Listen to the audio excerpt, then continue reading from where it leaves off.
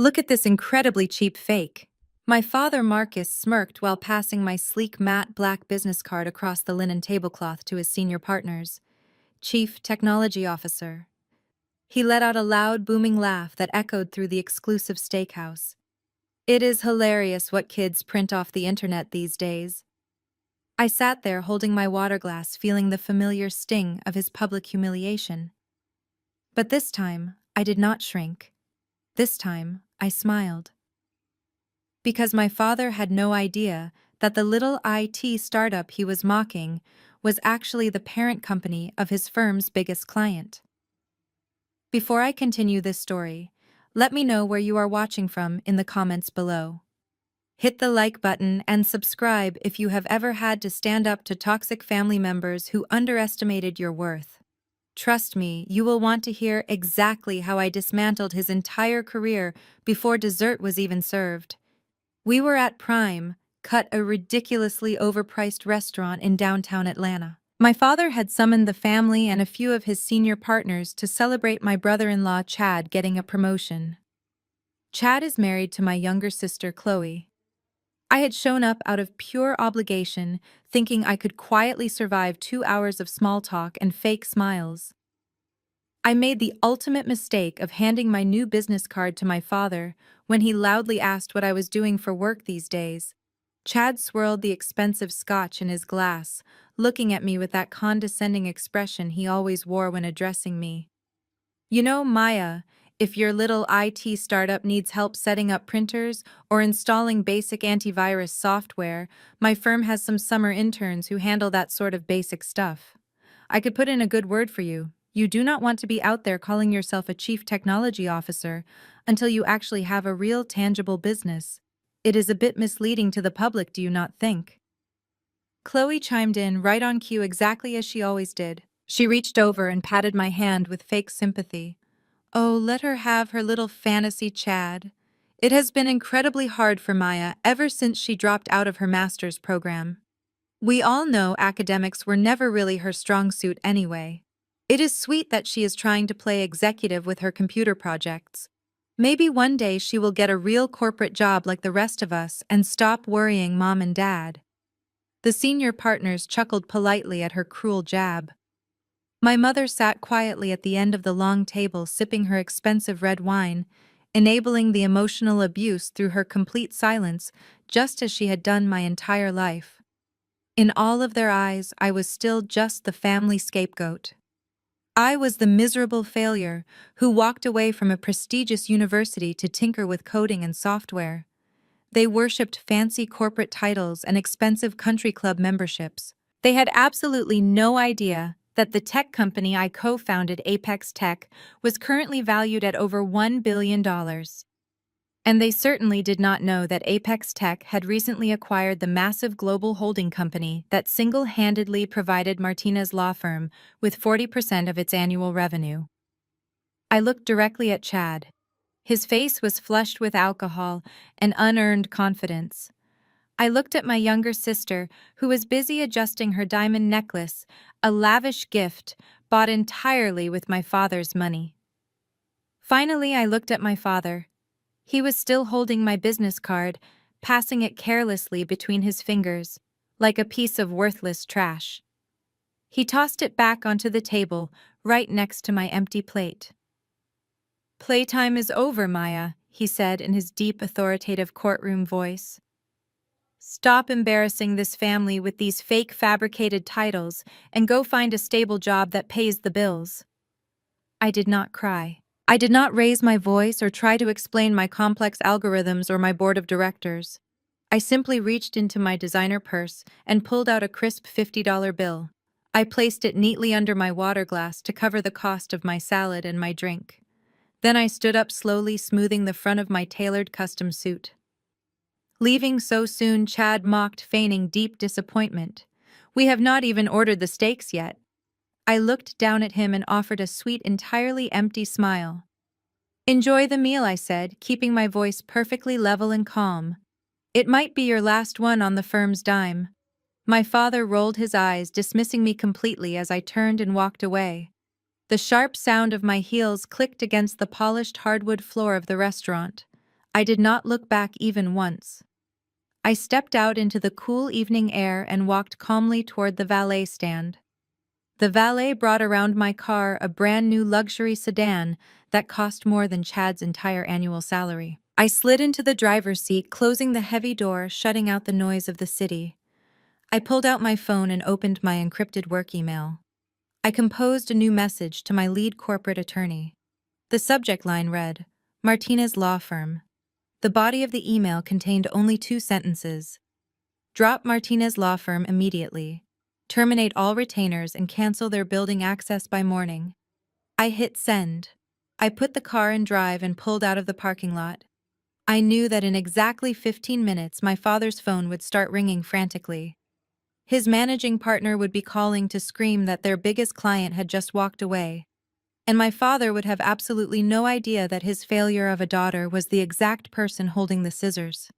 I drove through the city streets, letting the quiet hum of the engine calm my nerves. The neon lights reflected off the polished hood of my car, creating a stark contrast to the dark, heavy atmosphere I had just left behind inside that restaurant. For 3 long years, Martinez Law Firm had been collecting massive retainer fees from a corporate entity called Vanguard Solutions. Vanguard Solutions was just a shell limited liability company. It was a perfectly legal corporate umbrella created specifically to handle the less glamorous administrative contracts and property acquisitions for my actual enterprise, Apex Tech. My father was a senior partner at that firm, but he never bothered to look past the corporate veil. He never looked at the names on the parent company documents. He never realized that the checks funding his lavish lifestyle, his expensive country club memberships, and Chad's completely unearned promotion were signed by the very daughter he loved to humiliate in public. My phone buzzed against the leather center console. It was an incoming call from David, my lead corporate attorney. I pressed a button on the steering wheel to route the call through the car audio system. "It is done, Maya," David said, his voice tight with professional efficiency. "I just got off the phone with Richard Vance, the managing partner at Martinez Law Firm. I officially informed him that Vanguard Solutions is terminating all active retainers, effective immediately, due to a sudden shift in our corporate security protocols." "How did he take the news?" I asked, keeping my eyes on the road. "He completely lost his mind." David chuckled softly, a sound of pure satisfaction. "You are their biggest whale, Maya. Vanguard accounts for nearly 40% of their annual billable hours." Richard was screaming so loudly I had to hold the receiver away from my ear. He was begging for a grace period, demanding to know if one of his partners had offended us, or if there was a discrepancy in the billing we needed to review. I told him the decision came straight from the top executive board and was entirely non-negotiable. I also instructed him to cease all legal activities on our behalf by midnight. I smiled, gripping the steering wheel. "Thank you, David. Freeze their building access passes by tomorrow morning and route any further communication straight to our litigation department. I do not want anyone from that firm reaching out to our core team." While I was pulling into the secure underground parking garage of my luxury high-rise building, absolute chaos was erupting back at the steakhouse. I would find out the specific details later from a paralegal friend who worked at the firm, but the scene played out exactly as I had predicted. The waiter had just brought out the massive dry-aged steaks and poured a fresh bottle of wine when my father's cell phone began vibrating frantically against the white tablecloth. He ignored the first 2 calls, assuming it was just a junior associate needing permission to leave the office early. But when the caller ID flashed the name of his managing partner for the 3rd time, he finally answered it. According to the grapevine, my father went completely pale. His booming, confident voice vanished instantly.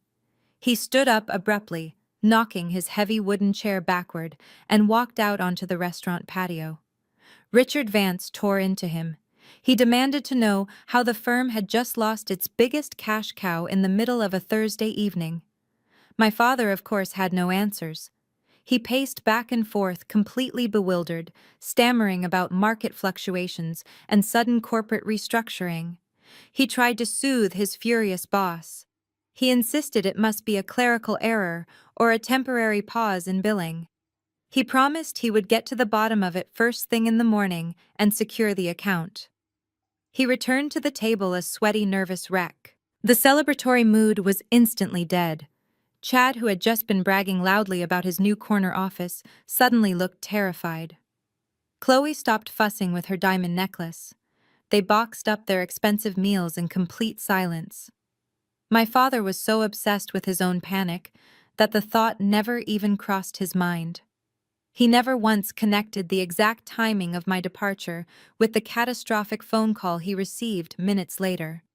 To him, I was still just the college dropout who fixed computers. I was incapable of wielding that kind of corporate power. I slept better that night than I had in years. I woke up the next morning feeling incredibly light and focused. I went for a run along the river, showered, and poured myself a cup of black coffee. I sat down at my kitchen island and opened my laptop to review the market reports. Apex Tech was up 3 points, and we were preparing to announce a massive new acquisition by the end of the quarter. Life was perfect. Then my personal cell phone rang. It was my mother. I stared at the screen, watching her name flash. I rarely answered her calls because they were usually just thinly veiled attempts to ask for money or to complain about how I never visited the family. But today was different. I let it go to voicemail. 2 minutes later, my phone pinged with a new audio message. I tapped the screen and brought the phone to my ear. My mother's voice filled the quiet kitchen. She was not using her usual passive-aggressive tone. She was crying.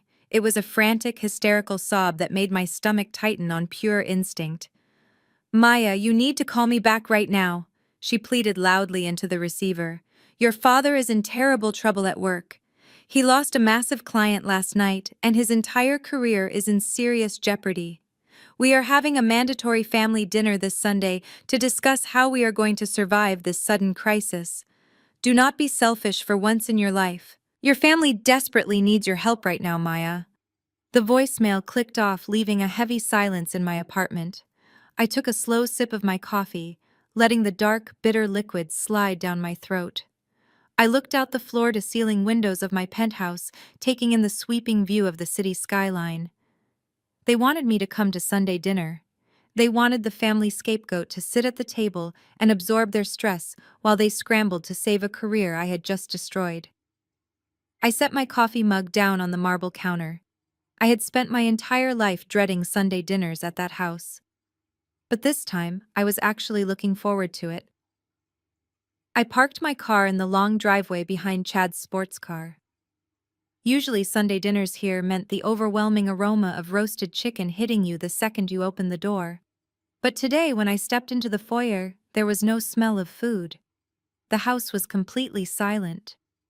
I walked past the formal dining room. The long table was empty. "They are in the living room, Maya," my mother called out from the hallway. She stepped out of the shadows, wringing her hands. She looked exhausted, wearing a simple silk blouse. "Hurry up," she whispered nervously.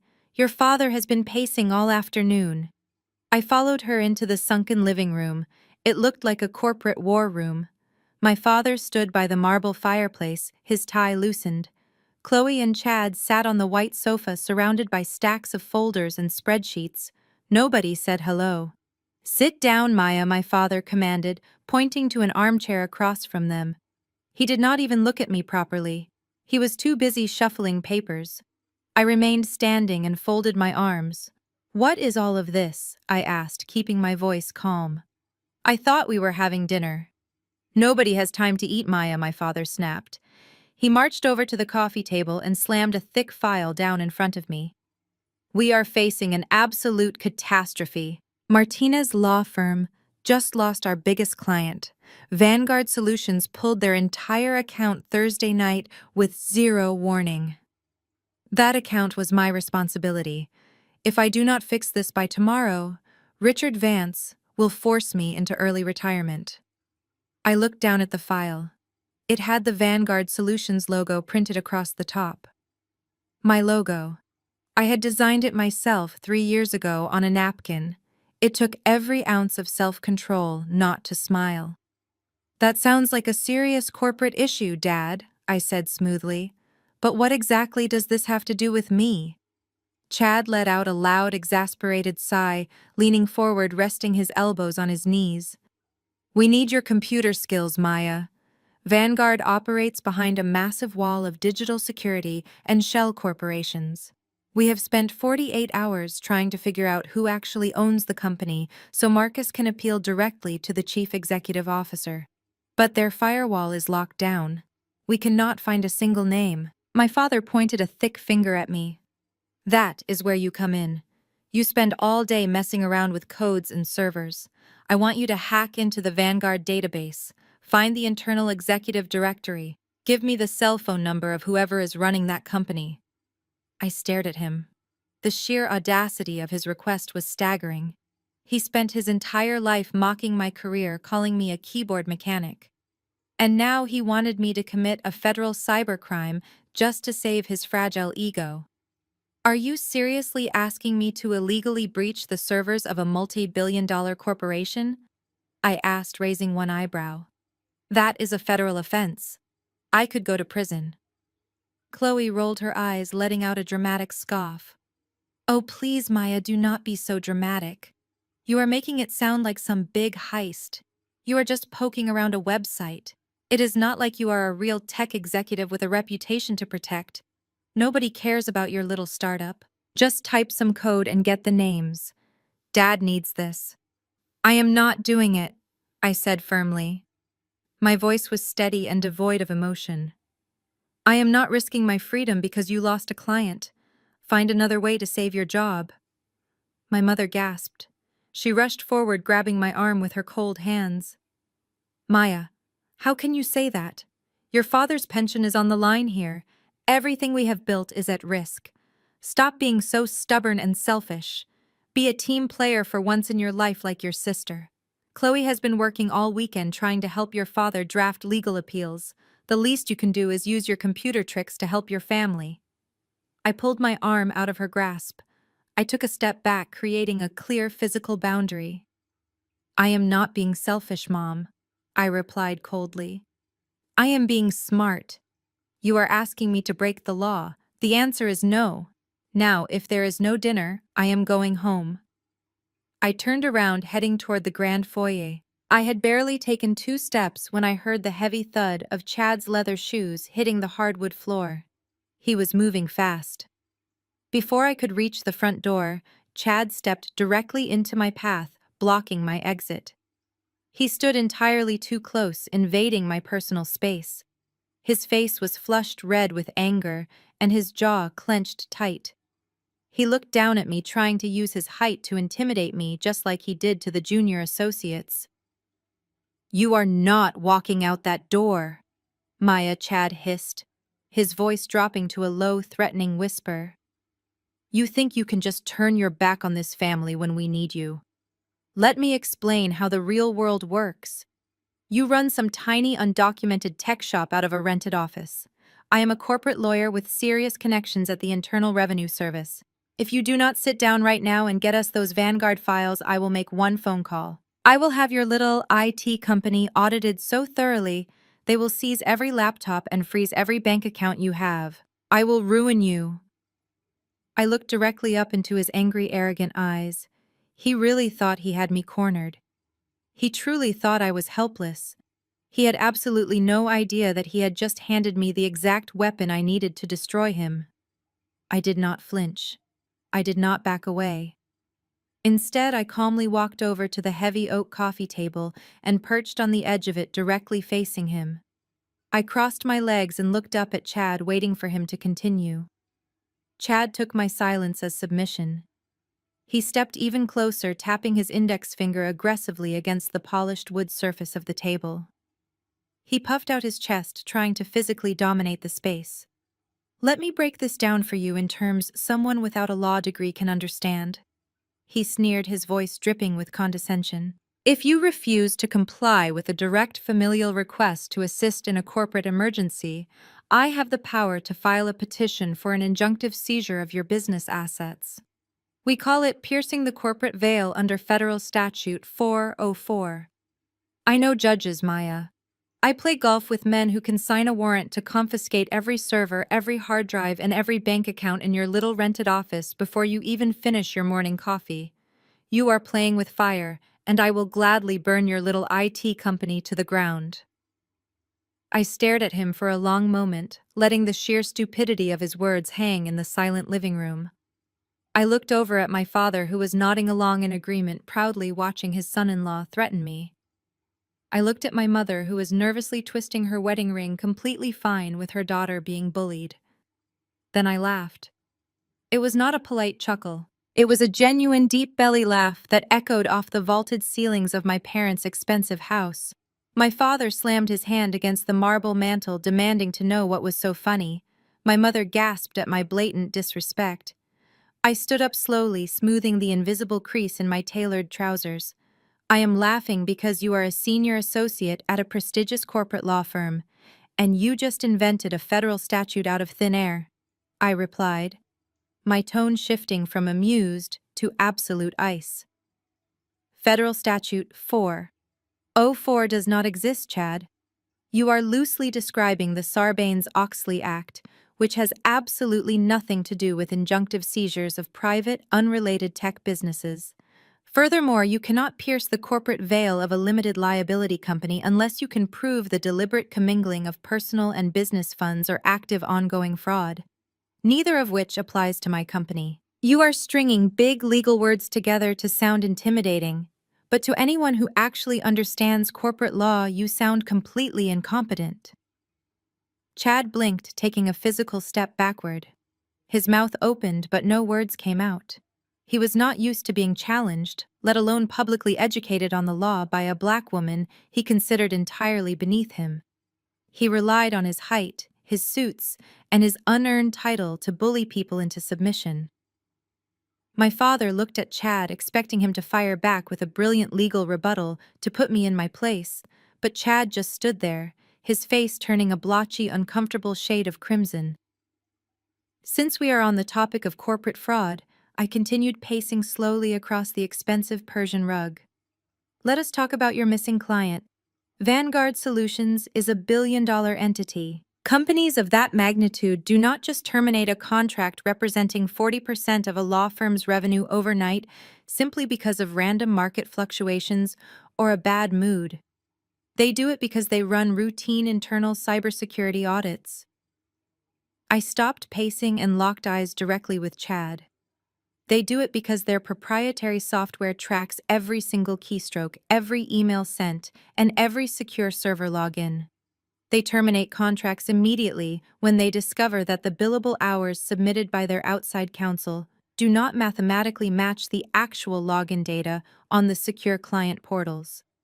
They drop firms without warning when they realize a specific senior associate has been deliberately overbilling them for thousands of hours of legal work that was never actually performed. The color drained from Chad's face so fast, he looked physically ill. The arrogant, sneering mask vanished completely, replaced by a look of sheer, unadulterated terror. His breathing grew shallow and his eyes darted nervously toward my father, who was still too absorbed in his own impending ruin to notice Chad's sudden physical collapse. Chad knew exactly what he had been doing with those escrow accounts. He knew he had been faking his hours. And suddenly the tech girl he had been mocking all night just handed him his exact method of execution. He swallowed hard, his Adam apple bobbing visibly. "What are you even talking about?" Chloe shrieked, shattering the tense silence in the room. She jumped up from the white sofa and stepped aggressively between me and her husband, throwing her arms out to shield him. She glared at me with pure venomous hatred. "How dare you come into our parents' house and speak to Chad that way? He is a brilliant attorney. He has 2 degrees. You are a college dropout who fixes broken hard drives for a living. You know absolutely nothing about corporate law, and you know nothing about his work." My sister was trembling with rage. She could not stand the sight of her perfect white husband being humiliated by the family disappointment. She had built her entire identity around being the golden child who married the successful lawyer. "You are just jealous, Maya," she spat. "You have always been jealous of my success and my marriage. You are making up ridiculous conspiracy theories to deflect from the fact that you are too stupid and too stubborn to help your own father save his job." She pointed a perfectly manicured finger inches from my face, her voice dropping to a vicious whisper. You just made the biggest mistake of your pathetic life. If you will not help us willingly, we will force you. I promise you, Maya, I will personally make you pay for this insolence. I will drag your little fake company through the mud until you are begging us for a job. I kept my expression perfectly neutral, refusing to give her the reaction she desperately wanted. I looked at my furious sister, my terrified brother-in-law, and my oblivious parents who always chose them over me. We will see about that, I whispered. I turned on my heel and walked straight toward the front door. My mother called after me, her voice shrill and demanding, but I did not stop. I opened the heavy oak door and stepped out into the cool evening air, letting it slam firmly shut behind me.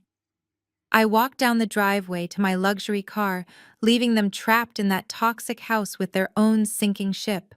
They thought they were the predators preparing to hunt down my small business. They did not realize they had just declared war on the very person who held the deed to their entire professional existence. The trap was set, and they were walking right into it.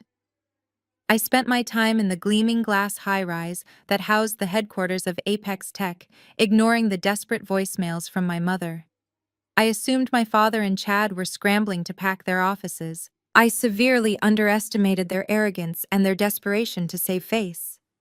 On Wednesday afternoon, my assistant buzzed my intercom to let me know a courier was at the front desk, insisting on a personal delivery. I walked out to the reception area, where a bored man in a cheap suit handed me a manila envelope. You have been served, he mumbled before getting back onto the elevator. I carried the envelope back into my corner office, shutting the heavy glass door. I sat down and pulled out the legal documents. My father and Chad had actually done it. They filed a formal lawsuit against my original limited liability company, the one I started in my 20s before Apex Tech existed. The charge was breach of contract and tortious interference. It was a completely frivolous lawsuit, a desperate bullying tactic designed to terrify me into submission. They demanded I pay Martinez law firm $500,000 in damages for allegedly manipulating Vanguard Solutions into dropping their contract. They still had no idea that I owned Vanguard. They simply assumed I had hacked into their system and sabotaged their relationship with the client out of spite. They thought they could use the legal system to crush my tiny IT shop and force me to apologize. As I read through the fabricated claims, my personal cell phone began vibrating off the desk. It was a coordinated attack. My father had deployed the rest of the family to wage a psychological war against me. My mother had activated the entire network of aunts, uncles, and cousins. I watched the names flash across the screen. Aunt Shirley, Uncle Robert, Cousin Denise. I let them all go to voicemail, but my inbox quickly filled. I leaned back and played the first message on speakerphone. It was Aunt Shirley, her voice trembling with manufactured outrage. Maya, I cannot believe what I am hearing, she scolded sharply. Your mother is sick with worry. How could you let a proud, successful black man like your father face financial ruin? He worked his entire life to provide for you, to put a roof over your head, and this is how you repay him. You refuse to help him when he needs it most, and now you are forcing him to take you to court. You are an absolute disgrace to this family. You need to drop your stubborn pride, call your father, beg for his forgiveness, and fix this mess. I deleted the message. The next one was from Uncle Robert, echoing the exact same toxic rhetoric. They weaponized family loyalty, demanding absolute obedience to the patriarch, regardless of how abusive he was. In their eyes, a daughter was supposed to sacrifice herself to protect the image of the men in the family. All that mattered was maintaining the illusion of a perfect family. I turned off my phone and tossed it into my drawer. I was done listening to their guilt trips. I picked up the legal documents and walked down the hall to the legal department. I walked straight into the office of David, my lead corporate counsel, and dropped the lawsuit onto his pristine glass desk. David picked up the papers, adjusting his glasses. He scanned the first page and let out a sharp bark of laughter. Are they out of their minds? David asked, looking up in disbelief. They are suing a defunct Shell LLC for tortious interference.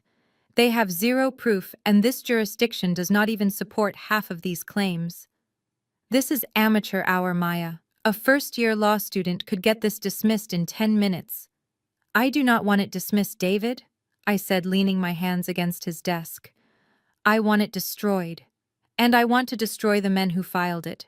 I want you to initiate an aggressive internal audit of Martinez law firm.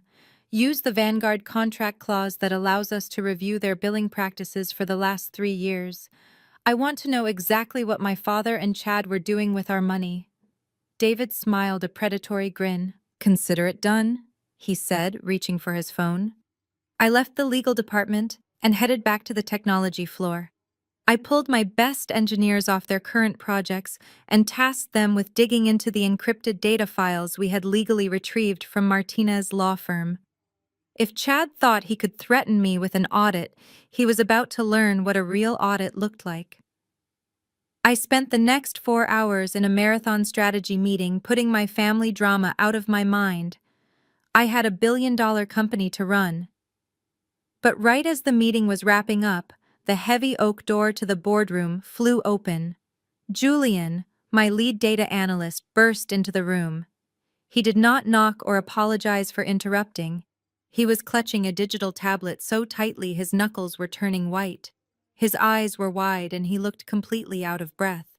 Maya, he said, ignoring the other executives in the room, you need to come with me right now. I just cracked the encryption on the Martinez law firm escrow accounts. We cross-referenced the billable hours with the secure server login data just like you asked. I stood up, feeling the sudden shift in the energy of the room. What did you find, Julian? I asked, keeping my voice perfectly steady. He walked over and handed me the tablet. The screen displayed a complex web of offshore bank transfers and forged digital signatures. Maya, you need to see what your brother-in-law has been doing with the firm's escrow accounts, Julian whispered. Because he is not just overbilling, he is committing massive federal fraud. I took the tablet from Julian's shaking hands. The glowing screen illuminated the dark, polished wood of the boardroom table. I looked up at the other executives who were still packing their briefcases. I need the room, I said, my voice deadpan. Everyone out, except Julian. They filed out quickly, sensing the sudden drop in temperature. Once the heavy oak door clicked shut, I pulled out the chair at the head of the table and sat down. Show me exactly what you found, I ordered. Julian pulled up a chair next to me and began swiping through the encrypted ledgers. It started about 2 years ago, he explained, pointing to a series of highlighted spreadsheets. I noticed a discrepancy in the login times on the Vanguard portal. Chad was logging out of the secure client server at 5 in the evening, but billing the firm for hours extending well past midnight. At first I thought it was just aggressive padding. Lawyers do it all the time, right? But then I cross-referenced the billing software with the firm escrow accounts. Look at the routing numbers. He tapped a folder labeled Offshore Disbursements. I stared at the screen as rows of wire transfers cascaded down the display. Chad had created a phantom vendor account buried deep within the Martinez law firm accounting system. He was siphoning the inflated billable hours, transferring the excess cash out of the escrow accounts and funneling it directly into a shell corporation registered in the Cayman Islands. The amounts were staggering. 10,000 here, 50,000 there. Over the course of 2 years, he had successfully embezzled nearly $2.5 million of Vanguard money. I leaned back in my chair, letting out a slow breath. He is stealing our money, I whispered. The perfect white son-in-law, the brilliant corporate attorney, is a common thief. It gets worse, Julian said quietly. He pulled up the authorization forms for the wire transfers. In order to move funds out of a client escrow account at Martinez law firm, you need 2 signatures, the initiating associate and the overseeing senior partner. I leaned forward, staring at the digital signatures stamped at the bottom of every single fraudulent transfer. The first signature belonged to Chad. The second signature belonged to my father, Marcus. My blood ran cold. I stared at the sweeping loops of my father's handwriting. The man who had spent my entire life preaching about integrity discipline and the pristine reputation of his legal career had his name attached to a massive federal crime.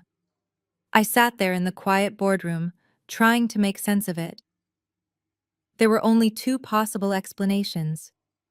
Either my father was completely negligent, blindly signing documents for his golden son-in-law without ever reviewing the financial data, or he was fully aware of the embezzlement and actively helping Chad steal millions of dollars from his biggest client. Knowing my father's massive ego and his desperate need to fund my mother's lavish lifestyle, I realized the truth was probably a toxic combination of both. He called my business card a cheap fake, I muttered to myself, feeling a bitter smile tug at the corners of my mouth. He sat in a high-end steakhouse and humiliated me for playing executive while his own career was built on stolen money and forged documents. "What do you want to do?" Maya Julian asked nervously. "Should we alert the authorities? We have enough evidence right here to send the FBI through their front doors by morning." I shook my head, turning off the tablet screen. "No," I replied firmly. "If we just hand this over to the feds, Martinez law firm will claim it was the action of a few rogue employees. They will fire Chad, force my father into quiet retirement, and sweep the institutional rot under the rug.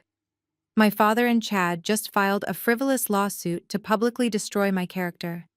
They want to play corporate warfare. I am going to show them what a hostile takeover actually looks like." I stood up, pacing the length of the boardroom. The lawsuit was no longer just an annoyance.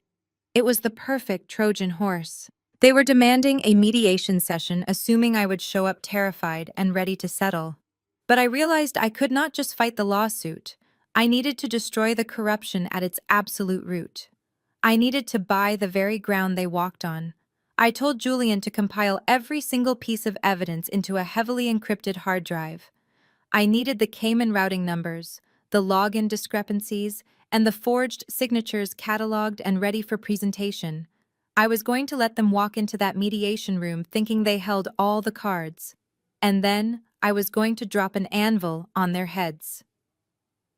Julian nodded, grabbing his tablet. "I will have the final data packet encrypted and delivered to your private server by midnight," he said before hurrying out of the boardroom.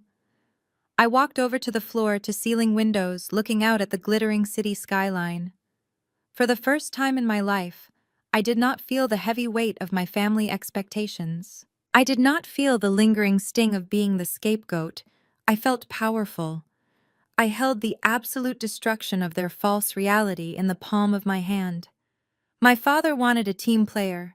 He was about to find out that I owned the entire stadium.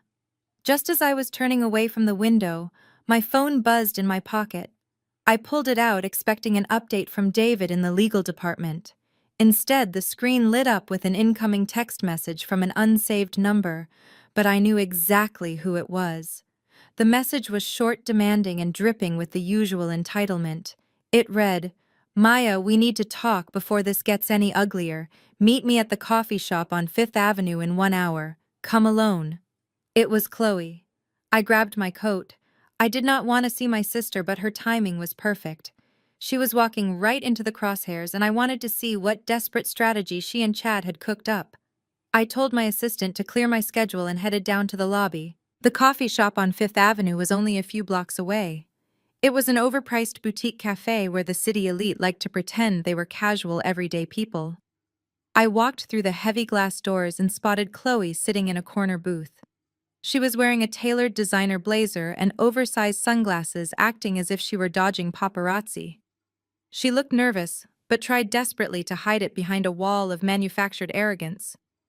I walked over and slid into the leather booth across from her. She did not take off her sunglasses or say hello. She reached into her expensive handbag and pulled out a folded paper. She slid it across the polished wood surface toward me. I looked down without touching it. It was a cashier's check made out to me for $15,000. Next to the check, she placed a thick stack of stapled documents. The bold letters clearly labeled it as a non-disclosure agreement. I looked up, waiting for the inevitable pitch. I wanted to hear how she planned to insult my intelligence today. Take the money, Maya, she said, keeping her voice tight. It is more than your computer repair shop makes in a month. All you have to do is sign that paperwork. It states your LLC accidentally triggered a massive data breach on the Martinez law firm servers, causing the accounting discrepancies. You will publicly take the blame for the missing funds and state it was a software glitch. Chad will swoop in as the hero who discovered the glitch and saved the firm. The lawsuit gets dropped immediately, and everybody walks away fine. Your name gets bruised, but you get 15 grand. I stared at her in sheer disbelief. She was asking me to admit to corporate incompetence to cover up her husband's federal crimes. You cannot be serious, Chloe, I replied, keeping my voice steady. You want me to destroy my professional reputation to save a thief? She scoffed, waving her manicured hand dismissively. Oh, please, Maya, do not be so dramatic. What reputation are you talking about? I am the lawyer, Maya. I have an actual reputation to uphold. I am on the board of 3 charities, and my husband is about to make senior partner. You fix computers. You run a tiny startup nobody has ever heard of. No one cares if your name gets a little muddy. You can just start a new LLC. People expect tech companies to have bugs and glitches. A financial scandal like this would destroy Chad's career and ruin my social standing. You are single and have no legacy to protect. She leaned forward, resting her elbows on the table. We are family, Maya. You owe us this. You have been a disappointment to our parents your entire life. This is your chance to finally do something useful. Take the money. Buy yourself new servers or whatever you geeks play with. Sign the paper and let us get back to our lives. She looked so smugly confident that I would just roll over and accept her scraps. She truly believed $15,000 was a life-changing amount of money for me. She had no idea she was sitting across from a billionaire who could buy the entire building. I did not argue with her. I did not try to explain that $15,000 was what my company spent on break room snacks every week. Instead, I reached out and picked up the cashier's check. I held it between my fingers, looking at the neatly printed numbers. Then I slowly, deliberately ripped the check perfectly in half. Chloe gasped, her jaw dropping open in shock as I tore the pieces again. I placed the torn confetti back onto the table. Then I picked up her meticulously drafted non-disclosure agreement and dropped it straight into the half-empty cup of black coffee sitting between us. The thick paper soaked up the dark liquid, instantly ruining the document. Are you insane? Chloe shrieked, her voice cracking. People at neighboring tables turned to look, but I did not care. I leaned across the table, closing the distance between us. Let me make this very clear for you, Chloe. I whispered, my voice cold and hard. I know exactly what Chad has been doing with those escrow accounts. I know about the offshore transfers to the Cayman Islands. I know about the forged signatures. Your husband is not a hero discovering a glitch.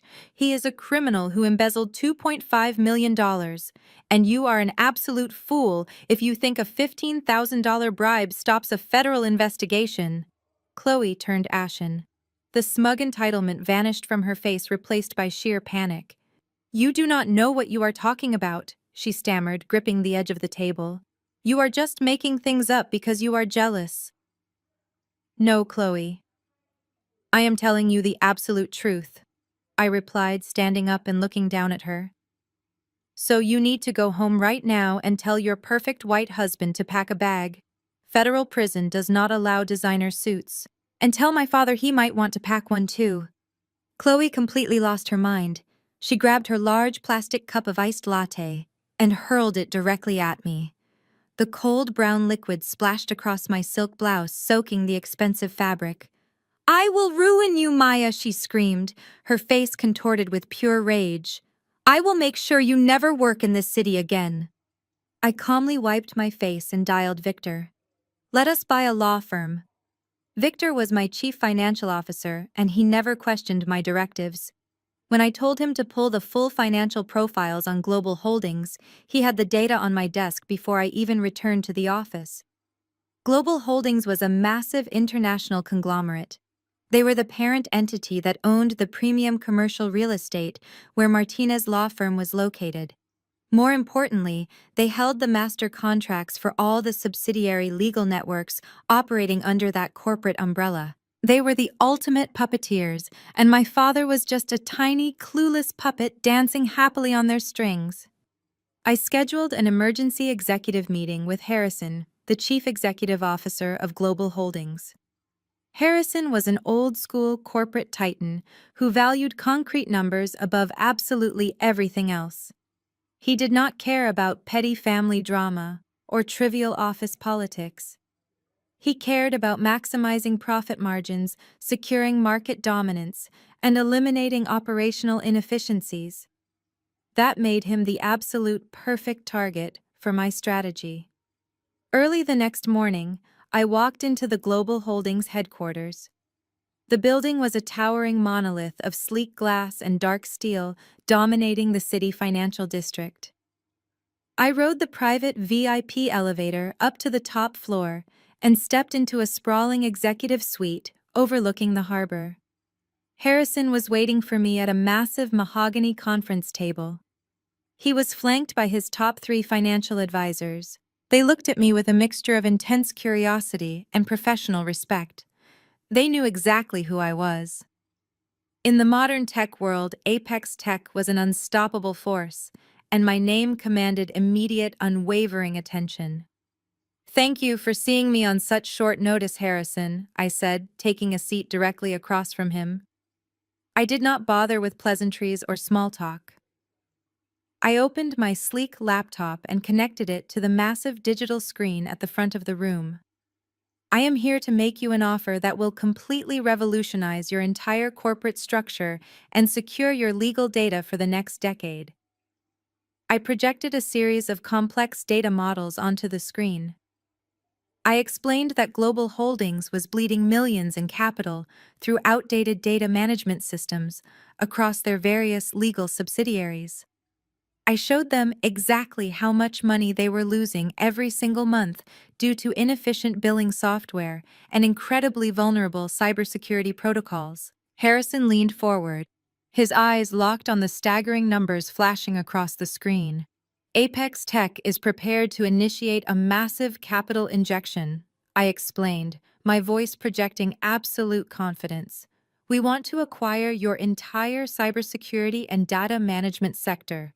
In addition, we will deploy our proprietary artificial intelligence algorithms across your entire legal network.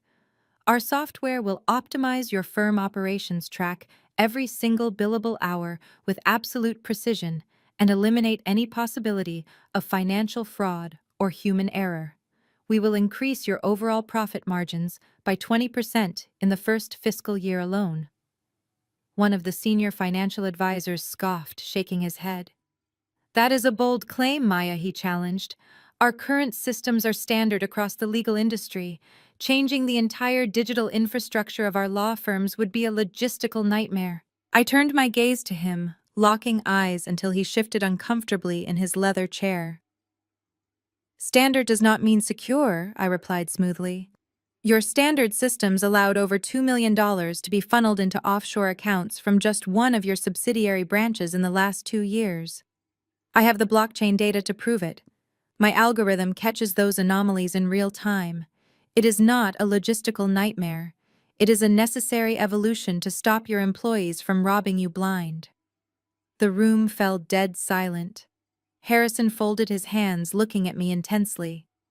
The advisor looked down at his notepad, completely defeated. "That is an incredibly aggressive and generous offer," Maya Harrison said, slowly digesting the magnitude of my proposal. "But Apex Tech does not just hand out billion-dollar algorithms out of the goodness of their hearts. What exactly do you want in return for this technological overhaul?" "I want full controlling interest over your legal subsidiaries," I stated flatly, refusing to blink. "That includes the physical real estate assets and the absolute operational oversight of Martinez Law Firm. I want the authority to restructure their executive board, to audit their accounts, and to terminate any personnel without requiring board approval from Global Holdings." Harrison raised an eyebrow.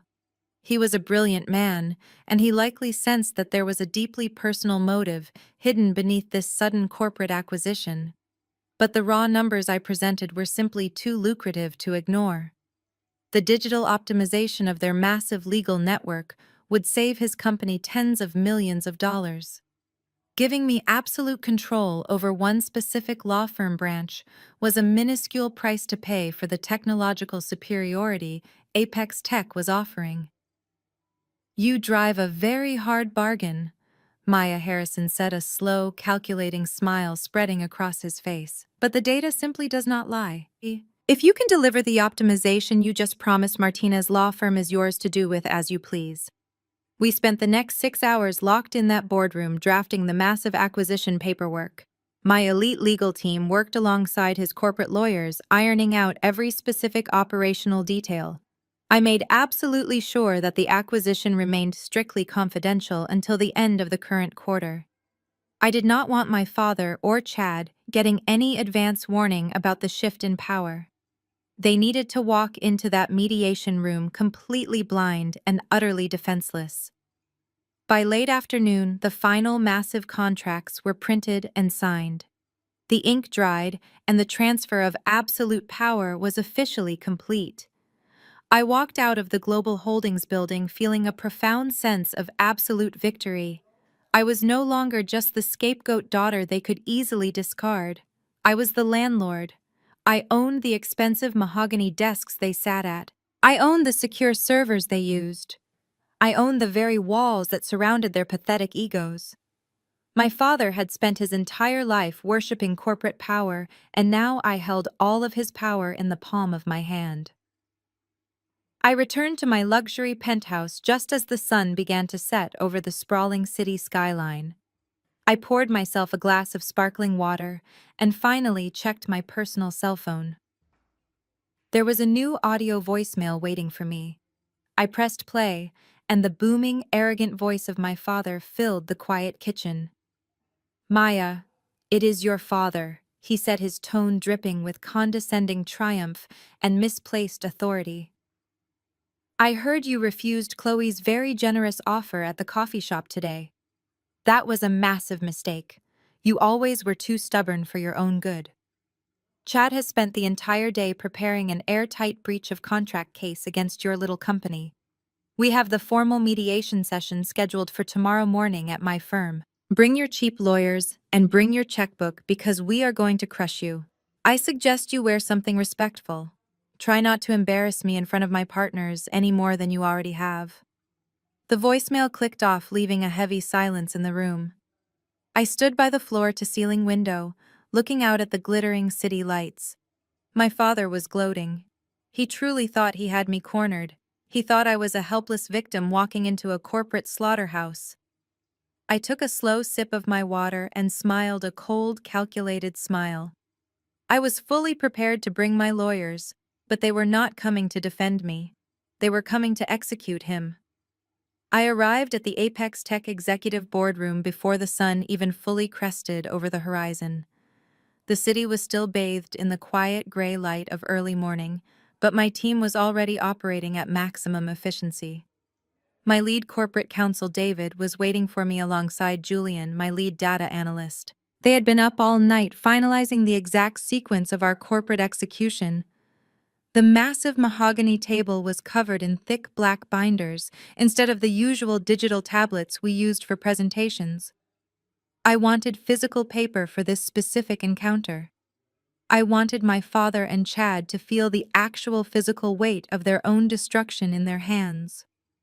David slid the first heavy binder across the polished table toward me.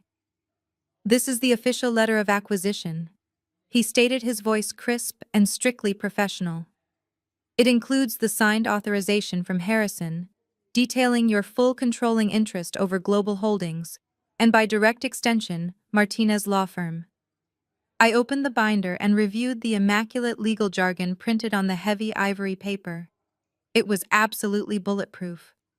Julian pushed the second binder forward. "This one is the kill shot, Maya," he said, tapping the thick leather cover with his index finger. "It contains the complete encrypted blockchain ledger cross-referenced with Chad's fraudulent billing hours, and the offshore Cayman Islands accounts. We also included high-resolution scans of your father's forged authorization signatures, matching them perfectly against his verified firm records. David leaned back in his leather chair, adjusting his wire-rimmed glasses. I took the liberty of drafting the formal termination notices for both Marcus and Chad, he added smoothly. Furthermore, I have prepared the official grievance complaints to be filed immediately with the State Bar Association. The moment we present these documents, their legal careers are effectively over. They will be permanently disbarred, and the federal authorities will have a neatly packaged case for wire fraud and embezzlement. I nodded slowly, running my hand over the smooth covers of the binders. Everything was perfectly in place. The trap was locked tight. As David and Julian gathered the binders to carefully pack them into secure locking briefcases, my personal cell phone buzzed loudly on the table. The screen lit up, displaying my mother's name. I stared at the glowing letters for a long moment. Part of me, the small wounded child inside that still desperately craved maternal affection, hoped she was calling to apologize. I foolishly hoped she was calling to tell me she loved me and that this corporate warfare was tearing the family apart. I reached out and answered the call, putting it on speakerphone so the quiet boardroom could hear every word. Maya, her voice crackled through the speaker, sounding anxious and entirely superficial. I know you are coming to your father's office today for that mediation thing. I am only calling because I need to make sure you behave yourself. I sat back in my chair, saying absolutely nothing. My mother took my silence as an invitation to continue her toxic, enabling behavior. Please, Maya, she pleaded, her tone dripping with condescension and embarrassment. Do not wear one of those casual tech outfits you always wear. Put on a nice dress. Comb your hair properly. Your father is going to be sitting in a room with the white senior partners of his firm, and the last thing he needs is his dropout daughter embarrassing him by looking like a street mechanic. Just apologize to Chad, sign whatever papers they give you, and leave quietly. Do not cause a scene, Maya. We have already suffered enough because of your selfish stubbornness. David and Julian stared at the phone in absolute stunned silence. They were highly paid corporate executives who witnessed my brilliance and power every single day. Hearing my own mother speak to me as if I were a rebellious, incompetent child left them completely speechless. I looked at the phone and felt a profound, permanent shift deep within my chest. It was a physical sensation, like a heavy rusted chain finally snapping in half and falling away. For 33 years, I had carried the heavy burden of trying to win their approval. I had accepted the insults, the dismissals, and the blatant disrespect because I believed that blood demanded loyalty. I thought that if I just became successful enough, if I just proved my worth, they would finally see me as an equal. But hearing my mother prioritize the fragile ego of her corrupt husband and the comfort of his racist white partners over her own innocent daughter finally cured me. The last remaining spark of hope I held for my family was permanently extinguished right there in the boardroom. The warm, beating heart of a devoted daughter turned completely to ice. I did not feel sad. I did not feel angry. I felt incredibly light and dangerously focused. I was completely free from their emotional manipulation. I hear you, Mom, I said, my voice devoid of any warmth or emotion. I promise you, I will wear something very respectful. I reached forward and ended the call. I turned off the phone entirely and slid it across the table. I looked at David, who was watching me with a mixture of deep sympathy and intense respect. Let us go, I commanded, standing up from the table. It is time to mediate. I took the private elevator down to the secure parking garage and drove straight back to my penthouse. I walked into my expansive walk-in closet and bypassed the casual slacks and silk blouses I usually wore to the office. Today required actual armor. I reached all the way to the back and pulled out a custom-tailored power suit. It was a flawless, deep charcoal gray with razor-sharp lapels and a structured silhouette that demanded absolute authority. It cost over $5,000, and I had never worn it before. I paired it with a crisp white silk shirt and a pair of black stiletto heels that echoed like gunshots against the hardwood floor. I pulled my hair back into a tight, sleek bun, leaving nothing out of place. I looked in the full-length mirror. The woman staring back at me was no longer the family scapegoat. She was a titan of industry about to burn an empire to the ground. I grabbed my designer handbag, stepped out of my luxury penthouse, and headed out the door ready for war. I pulled into the VIP garage of Martinez law firm. The attendant quickly scrambled to open my door, taking my keys with a respectful nod. I walked across the polished marble floor of the expansive lobby, my heels clicking with a rhythmic purpose. The morning sun poured through the massive atrium windows, casting long shadows across the lobby floor. I approached the reception desk, where a young woman with a tight blonde bun looked up from her computer monitor.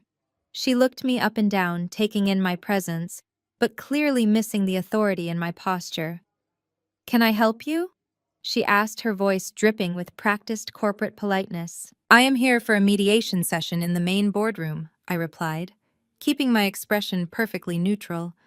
"My name is Maya." The receptionist tapped her keyboard a few times and let out a small dismissive sigh. "Ah, yes, the breach of contract mediation," she said, glancing at my tailored suit with a hint of jealousy. "You are the defendant. The main elevators are reserved for partners and registered corporate clients. You will need to take the service elevator around the corner to your left and sign in with the security guard on the 40th floor." She pointed toward a dimly lit hallway near the loading dock. I did not move. I did not argue. I simply reached into my designer handbag and pulled out a solid black metallic keycard. It was not a standard visitor pass. It was the Master Executive Access Card given only to the board members of Global Holdings. I tapped the heavy metal card against the security scanner sitting on her desk. The machine instantly chirped a high-pitched chime and the light flashed a brilliant solid green. The receptionist stared at the screen as her computer immediately flashed a top-tier security clearance override. Her condescending smile vanished, replaced by a look of sheer confusion. "That is not necessary," I told her, sliding the card back into my bag. "I will be taking the executive elevator. Have a wonderful morning." I walked past her desk, ignoring her stammering apologies, and stepped into the private glass elevator. The elevator ascended 40 floors in seconds. I watched the city shrink beneath me, feeling completely detached from the family drama waiting above. The doors slid open silently, revealing the opulent reception area of Martinez Law Firm.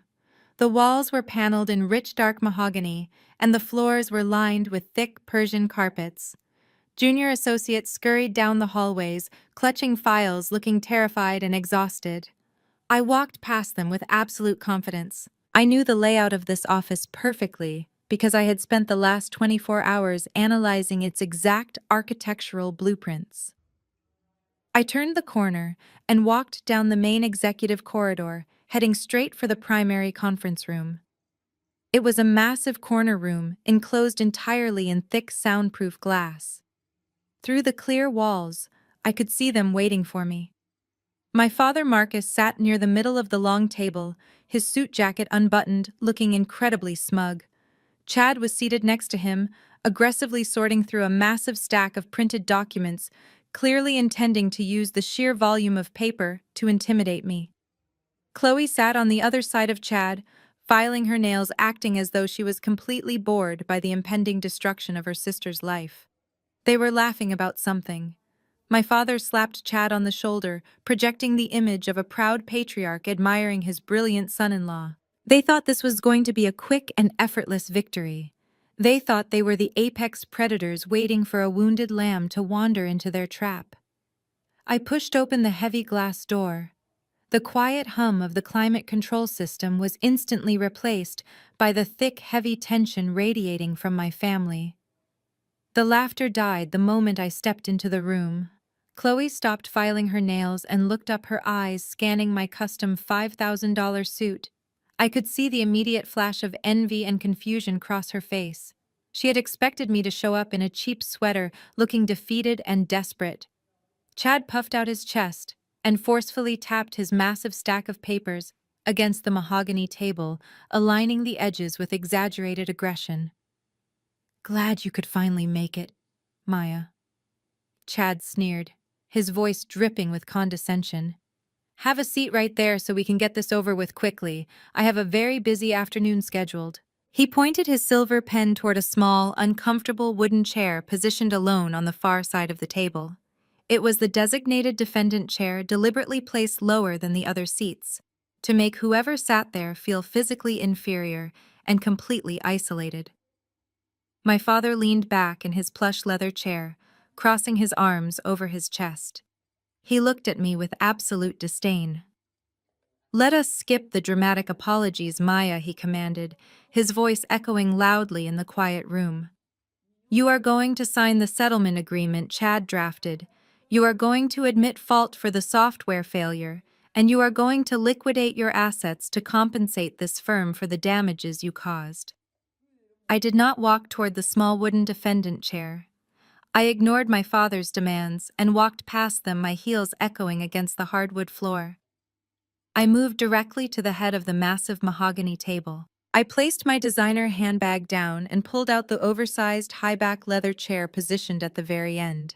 It was the seat strictly reserved for the managing partner of the firm. I sat down and crossed my legs smoothly. My father shot up out of his seat and slammed his heavy hand hard onto the table. "Get out of that chair!" he roared, his face turning bright red with fury. "You are here to surrender, you arrogant little dropout." I did not flinch when his voice echoed against the thick glass walls. I simply leaned back into the plush leather of the managing partner's chair, resting my hands on the polished armrests. "I am perfectly comfortable right here, Dad," I replied, my voice low and completely devoid of emotion. "If you want to start this mediation, you can present your terms to me from exactly where you are sitting." My father stood there for a moment, his chest heaving with indignation. He looked as if he wanted to physically drag me out of the seat, but the formal setting of the glass boardroom held him back. He shot a look at Chad, silently commanding his son-in-law to take control of the situation and put me in my place. Chad enthusiastically accepted the unspoken order. He stood up, puffing out his chest, and snapped his expensive leather briefcase open. He began pulling out thick stacks of paper, aggressively slapping them onto the mahogany table. "Let us get right down to business," Chad said, adopting his most condescending courtroom voice. He paced slowly behind his chair, deliberately trying to look like a seasoned trial lawyer, preparing to destroy a hostile witness. "You have committed tortious interference with a primary corporate contract. By manipulating Vanguard Solutions into terminating their retainers, you have caused Martinez Law Firm millions of dollars in projected revenue loss. We have drafted a comprehensive settlement agreement that requires the immediate liquidation of your personal and business assets." I sat perfectly still, letting him pace. I did not interrupt him. I did not bother pointing out that Vanguard Solutions dropped them because of his own criminal behavior. I did not tell him that tortious interference was completely impossible to prove since I was the one who owned the contract in the first place. I just let him talk. "We are demanding complete financial restitution." Chad continued, his voice growing louder and more confident with every unchallenged word. "You will sign over the deed to your apartment, the operating capital of your little tech startup, and any personal savings accounts you currently hold. If the total liquidated value does not cover the firm damages, we will place a permanent lien on your future earnings.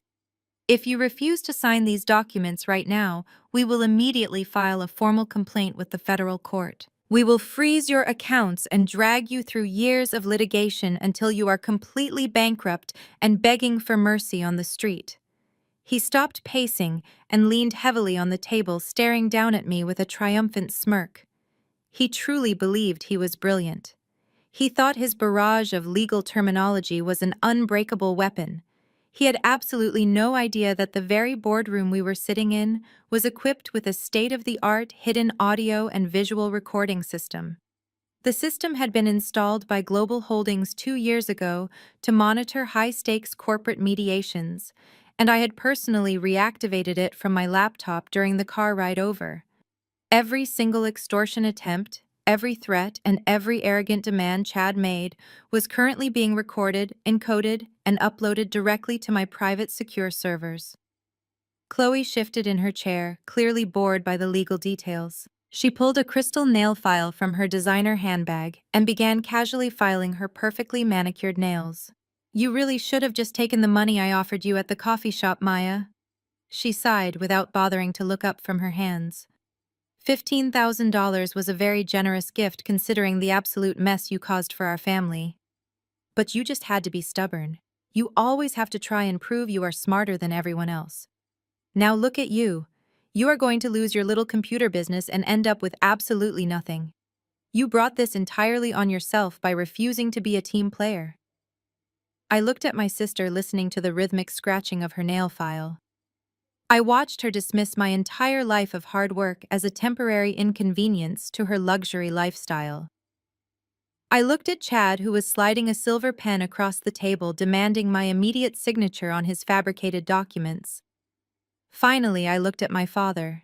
He was watching me with a cold, satisfied expression, entirely pleased with the prospect of his oldest daughter being financially ruined as long as it protected his fragile reputation and kept his pension intact.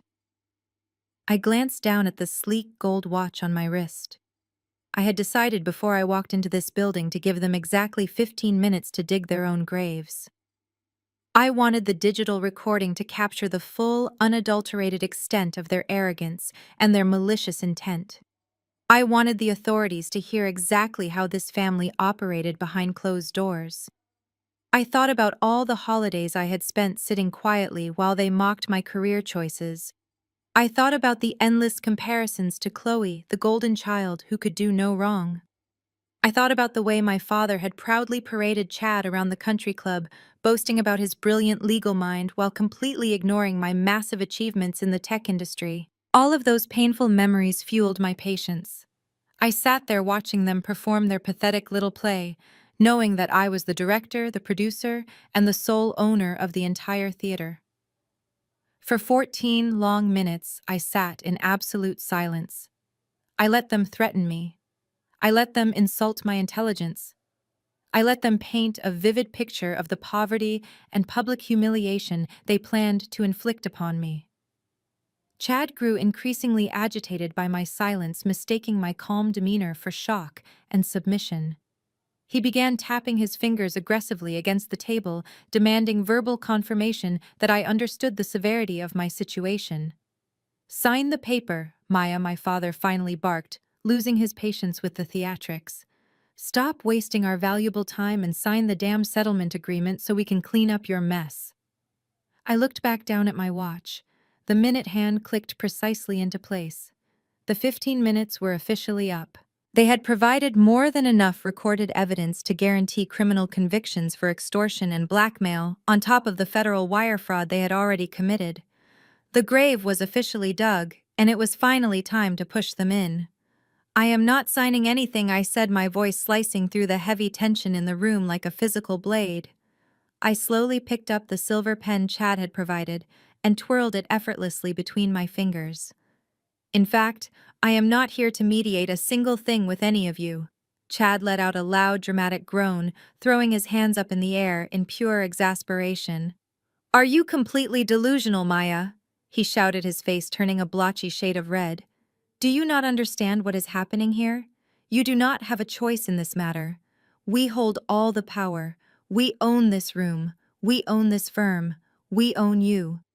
Before the echo of his arrogant words could even fade from the room, the heavy glass door of the boardroom swung violently open. The sudden movement caught all of us by surprise. My father turned his head, expecting to see a junior associate delivering coffee or maybe a paralegal dropping off extra copies of the settlement documents. But it was not a junior associate. It was Richard Vance, the managing partner of Martinez law firm. He stood in the doorway, breathing heavily, as if he had just sprinted down the entire length of the executive corridor. His usually immaculate tailored suit was severely rumpled, his tie was crooked, and his face was entirely drained of color. He stood frozen, holding the handle of the glass door, his eyes wide and frantic. He looked absolutely terrified. Richard Vance stood completely frozen, holding the heavy metal handle of the glass door. His eyes darted around the room before finally locking onto me, sitting at the head of the massive mahogany table. My father Marcus immediately snapped out of his blind rage. The moment he saw his managing partner enter the room, his entire demeanor completely shifted. The aggressive, dominating patriarch vanished and was instantly replaced by the subservient corporate employee, desperate to impress his boss. My father quickly buttoned his suit jacket, smoothed his silk tie, and marched toward the door with a wide, practiced smile plastered across his face. "Richard, it is great that you could drop in," my father said, extending his hand for a firm greeting.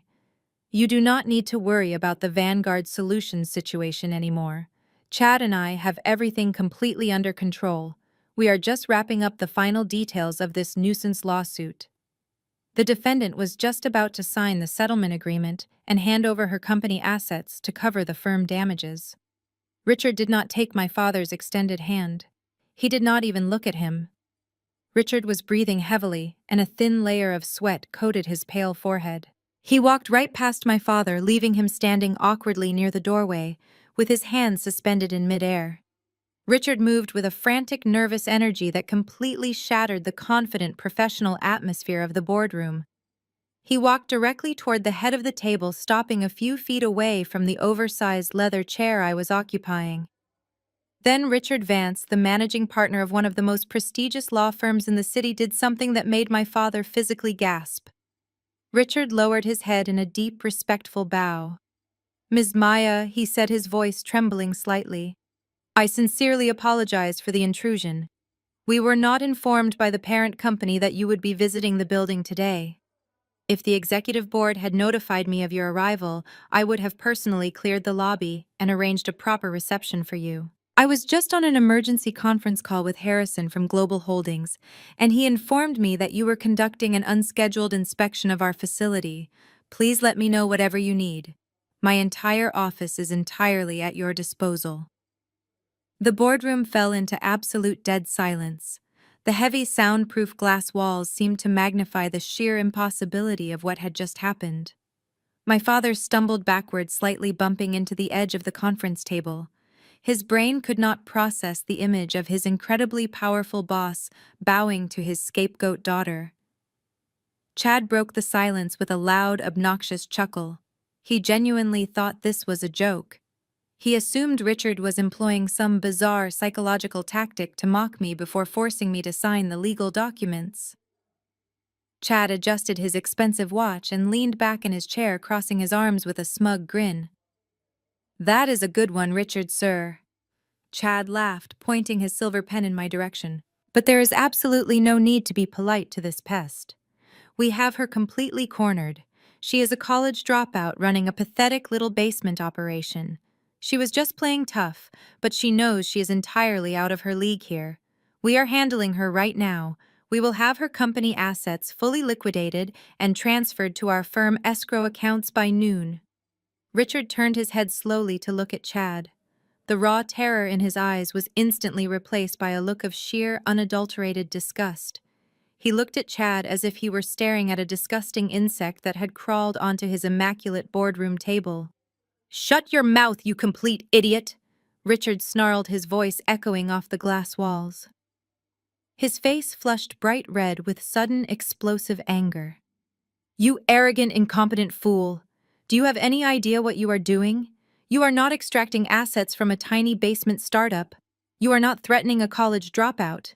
Richard pointed a trembling finger directly at me, keeping his eyes locked fiercely on Chad. "You are speaking to the new majority shareholder of Global Holdings. She is the founder and owner of Apex Tech. As of 8 o'clock this morning, she personally acquired the total controlling interest of our entire legal network. She owns the building you are standing in. She owns the contracts you manage. She is the absolute ultimate authority over Martinez law firm. We all work for her now." The silver pen slipped from Chad's fingers and clattered loudly against the polished mahogany table. The smug, arrogant grin melted off his face, leaving behind a look of absolute sheer horror. His mouth opened and closed, but no sound came out. He looked like a fish suffocating on dry land. He slowly turned his head to look at me, his eyes wide with rising panic. All of the legal jargon he had thrown at me, all of the condescending threats he had made, suddenly crashed down upon him. Chloe completely froze. The crystal nail file she was holding slipped from her manicured hand and dropped onto the floor. She stared at me, her jaw literally hanging open, unable to comprehend how the sister she had spent her entire life mocking was suddenly the billionaire owner of her husband's prestigious law firm. My father collapsed heavily into his chair. His legs simply gave out beneath him. He gripped the edge of the table, his knuckles turning completely white. He looked at me with a desperate, pleading expression, silently begging me to tell him that Richard was mistaken. He wanted me to be the failure he had always told everyone I was. He needed me to be beneath him so he could maintain his fragile sense of superiority. I did not offer him any comfort. I reached into my designer handbag and pulled out a small, sleek, matte black rectangle.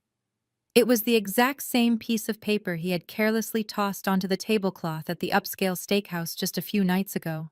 I placed it on the polished wood surface and gave it a firm push with my index finger. The card slid smoothly across the long expanse of the mahogany table. It slowed to a perfect stop right in front of my father's trembling hands. The embossed gold letters caught the bright light from the overhead chandelier. "Like I said, Dad," I whispered, my voice cold, steady, and completely ruthless. "Chief Technology Officer." My father stared down at the small black rectangle resting on the polished mahogany table. He blinked rapidly as if his eyes were deceiving him. The gold foil logo embossed on the thick cardstock caught the overhead light. It was the exact same logo he had seen printed on the massive acquisition documents Richard Vance had just rushed in with. It was the insignia of Apex Tech. His jaw physically dropped. All the color drained from his face, leaving him looking pale and old. He reached out with a trembling hand but stopped before his fingers could brush the edge of the card. He looked up at me, and the realization of what he had done finally washed over him. I was the architect of his entire professional reality. The heavy silence in the boardroom was suddenly shattered by the sharp scraping sound of a wooden chair being pushed back violently. Chloe jumped up, her face contorted with a mixture of sheer panic and furious denial. "This is a trick," she screamed, pointing an accusing finger at Richard Vance and then at me. "This is some kind of sick, elaborate prank. You are all lying. There is absolutely no way that she owns anything. She is a college dropout. She fixes broken hard drives in a rented basement. A black woman with no degrees does not just wake up and own a billion-dollar tech empire. You are letting her play you, Richard. She fabricated these documents to make herself look important because she has always been insanely jealous of my perfect life." She was hyperventilating, her designer handbag falling from her shoulder and crashing onto the hardwood floor. She looked desperately toward Chad, expecting him to stand up and use his brilliant legal mind to shut me down. But Chad remained frozen in his seat. He was staring blindly at the dropped silver pen on the table, his breathing shallow and erratic. He knew it was not a trick. He knew the level of security protecting those corporate networks. The only way I could have accessed the offshore accounts and the encrypted billing software was if I had top-tier administrative clearance. Chloe then turned her frantic gaze to our father, but Marcus was just as paralyzed. His eyes darted between my face and the business card. The patriarchal authority he had wielded over me for my entire life had completely evaporated. I did not raise my voice. I did not bother trying to argue with my hysterical sister. Her frantic denial was the pathetic, desperate flailing of someone whose entire identity was built on a false sense of superiority. Instead, I reached into my designer handbag and pulled out my sleek silver tablet. I tapped the screen and entered my master administrative passcode. The boardroom immediately responded to my command. The automatic blinds on the floor-to-ceiling glass windows smoothly lowered, sealing us off from the outside office. The main lights dimmed to a soft, ambient glow. With a soft mechanical hum, the massive dual projector screens descended from the ceiling at the far end of the room. The integrated technology of the building was fully under my control, and I was going to display the absolute truth. I swiped my finger across the glass tablet, and the screens flared to life. On the left screen, the official acquisition documents from Global Holdings appeared in crisp, high definition. It displayed the finalized signatures, the exact transfer of executive power, and the official seal designating Apex Tech as the new parent entity of Martinez Law Firm. On the right screen, I projected the corporate organizational chart. Right at the top, sitting directly above Richard Vance, above the board of directors, and above every single senior partner in the building, was my name. Maya, Chief Technology Officer and majority shareholder. The glowing white text illuminated the dark room, casting long shadows across the faces of my family members. They were staring at an indisputable legal reality that shattered their deeply ingrained delusions. Martinez Law Firm had stood in this prestigious city for over 60 years. My father had worshipped its corporate legacy, treating the mahogany walls like a sacred religion. Now I legally owned every brick of his temple. I stood up slowly, picking up my silver tablet, and walked around the massive mahogany table. I paced slowly behind Chad, who flinched as if I were about to physically strike him. I stopped directly behind my father's leather chair, resting my hand casually on the backrest. Richard Vance remained standing near the door, his head bowed in deference. He understood the new hierarchy perfectly. He knew that one wrong word from him would result in his immediate termination. The room felt incredibly small, and the air grew thick with the suffocating weight of my undeniable authority. I looked at the three of them, the people who had spent my entire life telling me I was worthless, telling me I was a failure, telling me I did not belong. Chloe had finally stopped screaming. She stared up at the massive glowing screens, her chest heaving as she read the legal documents proving her absolute nightmare was completely real. The wealth she had flaunted, the status she had weaponized against me, it was all dependent on the very company I had built from the ground up. I had created the wealth that funded her luxury cars and her diamond necklaces. I had signed the corporate checks that paid for Chad's unearned promotions. I had built the powerful corporate umbrella that shielded my father from the severe consequences of his own rampant incompetence. And now I was folding that umbrella shut. I walked back to the head of the table and stood behind the managing partner's chair. I looked directly into my father's terrified eyes. "I didn't just fire you as a client," I said smoothly. "I bought the building, which means you are currently sitting in my chair in my firm." The absolute silence in the boardroom was deafening. No one dared to breathe. My words hung in the cold air, pressing down on them with the crushing weight of reality. Chad was the first to try and break the spell. He swallowed hard, his Adam apple bobbing nervously as he desperately tried to cling to the illusion of his legal authority. "Even if you bought the parent company, Maya," he stammered, his voice shaking so badly he could barely form the words. "Even if you own the building, that does not excuse the fact that your subsidiary breached a formal contract. We still have grounds for a lawsuit.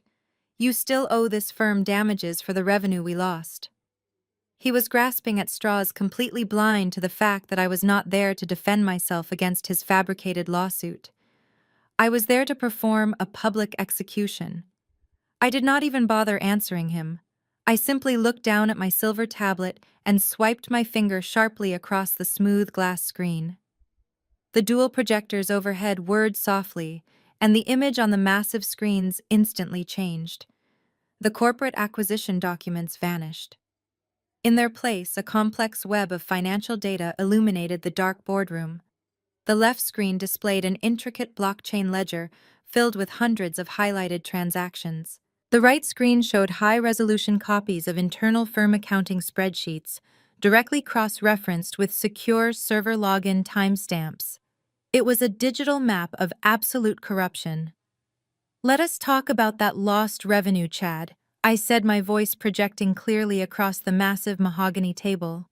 "Let us talk about why Vanguard Solutions abruptly terminated their contract with Martinez Law Firm. Companies do not just walk away from long-term partnerships for no reason. They walk away when their internal cybersecurity algorithms detect massive ongoing financial discrepancies." I pressed another button on my tablet, zooming in on a specific section of the spreadsheet. The numbers expanded, filling the entire screen in glaring red font. For the past 2 years, Chad, you have been systematically logging out of the Vanguard Secure Client portal at 5 o'clock in the evening. Yet somehow you have been billing the client for legal research and document review, extending well past midnight every single night, including weekends and federal holidays. Chad gripped the edges of the table so tightly, his knuckles turned completely white. I stepped away from the head of the table and walked slowly down the length of the room, stopping directly across from where he was sitting. I raised my hand and pointed my index finger straight at his chest. "You have been overbilling my company for work you never performed," I stated coldly, enunciating every single word so the recording system would capture it perfectly. "You fabricated over 4,000 hours of fake legal services. But you did not just pad your timesheets to get a bigger yearly bonus. You took it a massive step further." I swiped the tablet again. The screen shifted to display a series of international wire transfers. The destination accounts were flagged with bright yellow warning markers. I pointed to a specific column of numbers tracing the digital path of the stolen money. "You created a phantom vendor account buried deep within the firm accounting software," I continued. "You siphoned the excess cash generated by your inflated hours, and you wired exactly $2.5 million out of the firm escrow accounts directly into a shell corporation registered in the Cayman Islands. I have the exact internet protocol addresses used to initiate those transfers. They perfectly match the computer sitting on your desk right down the hall." That is not a simple billing error, Chad. That is textbook federal wire fraud. It is embezzlement. It is grand larceny, and it carries a mandatory federal prison sentence.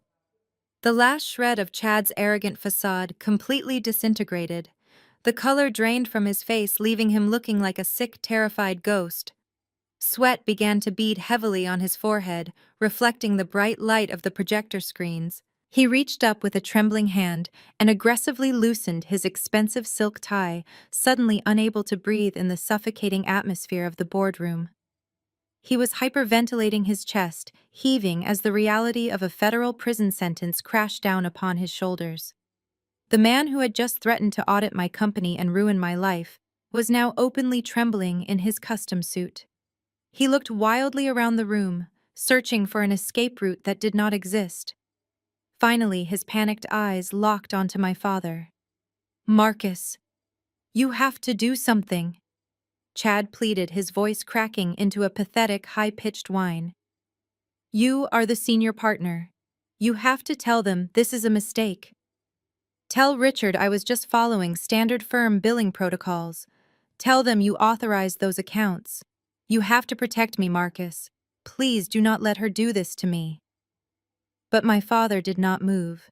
He was completely frozen in his plush leather chair. He stared blankly at the glowing screens, his mind desperately trying to comprehend the sheer magnitude of the crimes being displayed.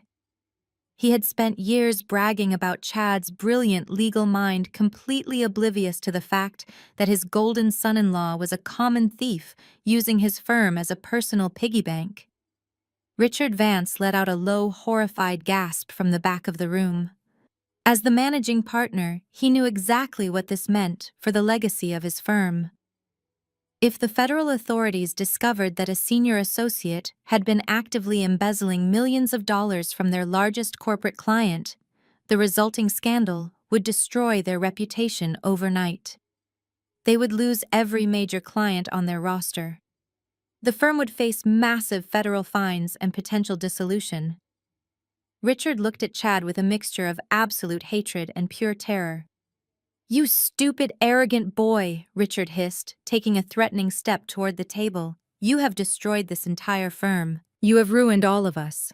I will personally see to it that you never practice law again. I will hand you over to the federal authorities myself." Chad shrank back into his chair, tears welling up in his terrified eyes. He turned his desperate gaze back to my father, begging for him to intervene, begging for him to use his patriarchal authority to stop the nightmare. "Please, Marcus." Chad whimpered, his voice echoing pathetically against the glass walls. You have to fix this. You are my family. I watched my father slowly turn his head to look at the weeping, pathetic man he had chosen over me for his entire life. My father opened his mouth to speak, perhaps to offer some weak defense, or to beg me for mercy on behalf of his beloved son-in-law. But before he could utter a single word, I tapped my silver tablet one final time. The screens shifted again. This time, the display showed high-resolution zoomed-in photographs of the internal firm authorization forms required for every single international wire transfer Chad had executed. The forms were blown up to massive proportions, filling the entire wall. I would not ask him for help, Chad, I said, my voice dropping to a dangerous whisper. Because he cannot save you. He cannot even save himself. I pointed up at the massive glowing screens. At the bottom of every single fraudulent transfer document, right next to Chad's signature, was a second signature. It was the sweeping, familiar loops of my father's handwriting, boldly authorizing the theft of millions of dollars. My father stared at the screens, his eyes widening in absolute horror as the final trap snapped entirely shut. He stopped breathing entirely. Because, as you can clearly see, I announced to the silent room, my father's signature is on every single fraudulent transfer. Because, as you can clearly see, I announced to the silent room, my father's signature is on every single fraudulent transfer. The silence that followed was heavy and suffocating. My father slumped back in his plush leather chair, looking like a completely deflated balloon. The paralyzing shock, however, did not last long for my sister. Chloe possessed a vicious survival instinct built entirely on selfishness and manipulation. The moment she realized the immense legal magnitude of the crimes projected on the wall, she instantly shifted into self-preservation mode. She did not rush to comfort our father. She did not stand by the husband she had defended so aggressively just moments before. Instead, Chloe turned completely feral. She spun around and glared at Chad with pure, unfiltered hatred. "How could you do this?" she shrieked, her voice echoing sharply against the thick glass walls. "You absolute idiot! You told me you were earning those bonuses legally. You told me you were billing legitimate hours for Vanguard Solutions. I am a respected attorney, Chad. I serve on charity boards. I have a flawless reputation in this city, and you have completely ruined me." She began pacing frantically back and forth, running her manicured hands through her perfect blonde hair. "I knew absolutely nothing about this," she announced to the room, directing her desperate plea toward Richard Vance and then to me. "I swear on my life I had no idea he was embezzling money. I thought he was just a highly successful senior associate earning massive firm bonuses. He lied to me. He manipulated my trust. You cannot hold me responsible for the criminal actions of my husband. I am entirely innocent in all of this." Chad stared at his wife, his mouth hanging open in utter disbelief. The woman who had sworn to love him and stand by him was throwing him under a speeding bus without a single second thought. He reached out a trembling hand toward her, trying to speak, but she slapped it away viciously. "Do not touch me," she hissed, backing away from him, as if he were carrying a deadly, highly contagious disease. "I am filing for divorce this afternoon. I will not let you drag my good name down into federal prison with you." It was a spectacular performance. If I did not have the exact digital receipts, I might have almost believed her desperate victim narrative. She played the role of the betrayed wife with flawless conviction. But I was not sitting in the audience of her little theatrical production. I was the one running the entire projector. I let her scream and play the victim for a few more moments, allowing her to firmly establish her ridiculous defense. Then I slowly raised my silver tablet. "That is a truly compelling story, Chloe," I said, my voice cutting through her hysterical rambling. "It is a massive shame that your own digital footprint completely contradicts your performance." I swiped my finger across the smooth glass screen. The massive dual projectors whirred again, and the glowing display of offshore bank transfers vanished. In their place, a massive high-resolution screenshot of a private text message thread illuminated the dark boardroom. The messages were dated exactly 3 months ago. Chloe froze dead in her tracks. All the blood drained from her face as she stared up at her own words projected 10 feet tall across the wall. "Let us read this together, shall we?" I offered, keeping my tone perfectly conversational and incredibly cold. "This is a text exchange between you and Chad regarding the purchase of your brand new luxury yacht. Chad writes that he is worried about a sudden financial audit and suggests delaying the boat purchase. And here is your direct response, Chloe."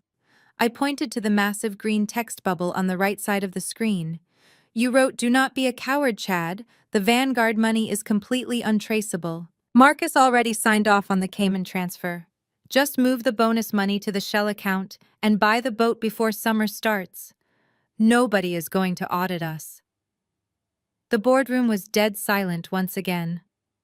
Richard Vance let out a heavy sigh, shaking his head in absolute disgust. My father closed his eyes, unable to look at the massive glowing proof of his daughter's deep involvement in a massive criminal conspiracy. "You did not just know about the embezzled money, Chloe," I stated, stepping away from the head of the table and walking slowly toward her. "You actively encouraged it. You advised him on exactly how to hide the stolen funds. You used the stolen Vanguard money to fund your lavish lifestyle, and you openly acknowledged that our father was helping you cover it up. That makes you a direct accomplice to federal wire fraud and international money laundering. You are not a victim, Chloe. You are a co-conspirator. And as a practicing attorney, your active participation in this fraud guarantees you will be permanently disbarred alongside your husband." The absolute reality of her situation finally shattered the last remaining pieces of her golden child facade. The arrogant, entitled woman who had thrown a cup of iced coffee at me just 24 hours prior completely ceased to exist. She looked up at the massive text messages and realized her perfect life was entirely over. She would lose her luxury house. She would lose her expensive cars. She would lose her prestigious law license. And she was going to federal prison. Her legs gave out completely. Chloe collapsed right there in the middle of the expensive Persian rug. She dropped heavily to her knees, her designer skirt pooling around her on the floor. She looked up at me, and for the first time in my entire life, I saw genuine, unadulterated fear in her eyes. The tears began to spill over her cheeks, ruining her perfect, expensive makeup. "Maya, please!" she sobbed, her voice breaking into a pathetic, desperate wail. "Please do not do this. I am so sorry. I was greedy, and I was stupid. But you cannot turn these documents over to the authorities. They will take everything from me. They will lock me away in a cell. You have to delete the files, Maya. You have to protect me." She reached out and grabbed the hem of my tailored suit jacket, sobbing hysterically.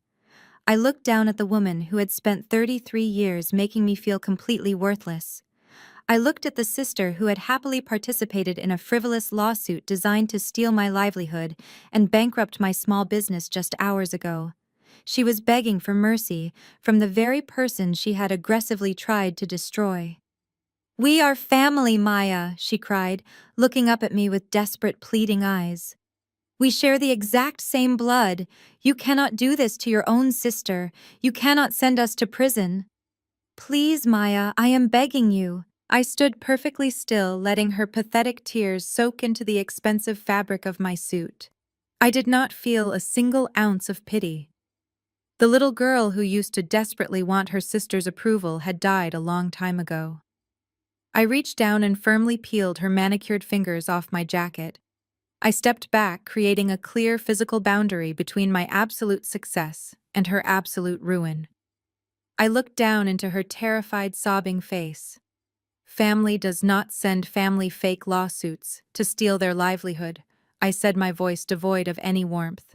"Family does not send family fake lawsuits to steal their livelihood," I said, my voice devoid of any warmth. I turned my back on my weeping sister, leaving her kneeling on the expensive Persian rug in her ruined designer clothes. Her pathetic sobs echoed through the large boardroom, but I tuned them out entirely. I walked back toward the head of the mahogany table where my father and Chad remained paralyzed by their impending doom. Richard Vance had watched the entire exchange with a grim, stoic expression. He was a man who understood the brutal nature of corporate power, and he recognized that the old regime of Martinez law firm was officially dead. It was time for him to execute my final orders and secure his own position in my new executive structure. Richard stepped forward, picking up his expensive leather briefcase from a side chair. He placed it squarely on the table and snapped the brass locks open with a sharp, echoing click. He reached inside and pulled out two thick manila folders, dropping them onto the polished wood with a heavy, resounding thud. He looked at the two men with absolute disgust. He slid the first folder directly in front of Chad and pushed the second one roughly over to my father. "Those are your formal termination papers," Richard announced, his voice echoing with absolute finality. "As of this exact moment, neither of you are employed by Martinez Law Firm or any subsidiary of Global Holdings. Your building access codes have already been deactivated. Your corporate credit cards are canceled. Security is currently clearing out your respective offices and boxing up your personal belongings. You will not be allowed to return to your desks under any circumstances." Chad stared blindly at the folder, unable to process the speed at which his entire life had been completely dismantled. He looked like a man standing on the tracks, watching a freight train barrel toward him, unable to move a single muscle. But Richard was not finished. Furthermore, Richard continued tapping his index finger aggressively against the thick files. "I have personally contacted the State Bar Association early this morning. We have submitted the blockchain data, the offshore routing numbers, and the forged signature authorizations directly to the Ethics Committee. Given the overwhelming digital evidence and the sheer magnitude of the financial theft, your legal licenses will be suspended by the end of the business day. You will both be permanently disbarred." The word disbarred hung in the air like a death sentence. For a corporate attorney, losing a law license was the ultimate permanent disgrace. It meant total professional annihilation. My father stared at the manila folder as if it were a venomous snake preparing to strike. 35 years of climbing the ruthless corporate ladder. 35 years of shaking hands at exclusive country clubs and building a pristine public image were completely obliterated in a matter of seconds. He was going to lose his corner office, his massive pension, and his entire identity. He would be known in the legal community as a disgraced fraud, and his name would be entirely erased from the firm letterhead by tomorrow morning. Marcus realized that his managing partner was completely loyal to me now. He realized that Chad was utterly useless and Chloe was a hysterical, useless mess on the floor. He had no legal maneuvers left to play. He had no corporate leverage to exploit. So he desperately resorted to the only manipulative tactic he had left in his arsenal. He tried to play the emotional father card. He stood up slowly, his knees trembling slightly, holding his hands up in a placating gesture. He forced a sickeningly sweet smile onto his pale, sweating face, attempting to manufacture a look of deep paternal pride. "Maya, my little girl," he said, his voice cracking under the weight of his own desperation. "You have to look at the bigger picture here. You have to understand why I did the things I did." I crossed my arms and stared at him, waiting to hear how he would possibly justify stealing millions of dollars and trying to completely bankrupt me. "I pushed you hard, Maya," he pleaded, stepping away from his chair and moving slowly toward me. "I was tough on you your entire life because I saw your massive potential. I knew you had a brilliant mind, but you were always so incredibly stubborn. I had to be strict with you. I had to challenge you to make you hungry for real success. And look at you now. Look at what you have accomplished. You are a billionaire. You own this entire building. You defeated me at my own ruthless game. This was all tough love, Maya. I made you the powerful woman you are today. You cannot destroy your own father for teaching you how to survive in a cutthroat world." It was the most twisted, narcissistic monologue I had ever heard. He was literally trying to take credit for the massive tech empire I built with my own blood, sweat, and tears. He wanted to reframe decades of emotional neglect, relentless belittling, and blatant favoritism as some kind of master parenting strategy. He thought he could manipulate my emotions by pretending his cruelty was actually a profound act of love. He thought I was still the little girl desperate for his validation. I let out a harsh, bitter laugh that silenced his pathetic speech instantly. I stepped forward, closing the distance between us until I was standing merely inches away from his face. I looked directly into his panicked, searching eyes, refusing to let him look away. "Do not you ever try to take credit for my brilliance?" I whispered, my voice colder than ice. "You did not build me, Dad. I built myself in spite of you. I succeeded because I wanted to get as far away from your toxic shadow as humanly possible." I pointed to the massive glowing screens projecting the irrefutable evidence of his massive criminal conspiracy. "You did not steal millions of dollars to teach me a lesson." I continued, my voice rising in volume and intensity.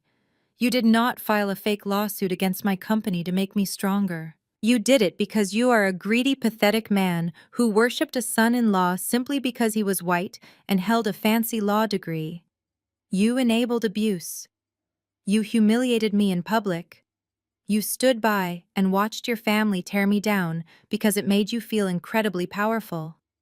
My father flinched, stepping backward as if I had physically struck him across the face. "It was not tough love, Dad," I stated firmly, delivering the final crushing blow to his fragile ego. "It was abuse. It was pure, unadulterated abuse. And you just picked the exact wrong target." My father opened his mouth to argue, to beg, or to make another pathetic excuse, but the words died completely in his throat. He looked at me and finally realized that the obedient, desperate daughter he could easily manipulate was gone forever. I was untouchable. Suddenly, the tense, heavy silence in the boardroom was pierced by a sharp wailing sound, bleeding through the thick, soundproof glass windows. It was faint at first, but it grew rapidly louder and more intense.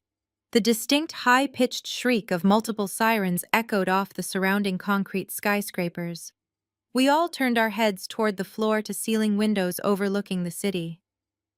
Down on the street level several blocks away, but moving incredibly fast, the flashing red and blue lights of federal law enforcement vehicles were tearing through the morning traffic. The convoy of black SUVs was heading directly for the Martinez law firm building. The FBI had arrived for Chad. The heavy glass door of the boardroom swung open. It was not Richard Vance this time. 3 federal agents, wearing dark tactical windbreakers with the letters FBI printed in bold yellow across their backs, stepped into the room. Their presence instantly sucked the remaining oxygen out of the space. They moved with absolute terrifying precision.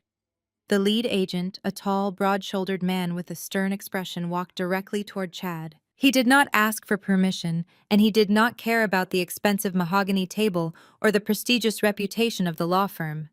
He unclipped a pair of heavy steel handcuffs from his tactical belt. "Chad Theodore Miller," the agent said, his voice booming with absolute governmental authority. "You are under arrest for federal wire fraud, embezzlement, and international money laundering. You have the right to remain silent. Anything you say can and will be used against you in a court of law." The reality of the situation finally broke Chad's fragile psychological dam. The arrogant corporate attorney who had strutted into this room demanding my financial ruin completely collapsed. He let out a high-pitched guttural sob that sounded like a wounded animal. "No, no, please, there has been a huge mistake," he wailed, tears streaming down his flushed face. "I am a senior associate. You cannot do this to me. Marcus, tell them. Chloe, do something." He looked desperately at his wife, but Chloe scrambled backward across the Persian rug, pressing her back against the glass wall to get as far away from him as possible. She was not going to let his sinking ship pull her under.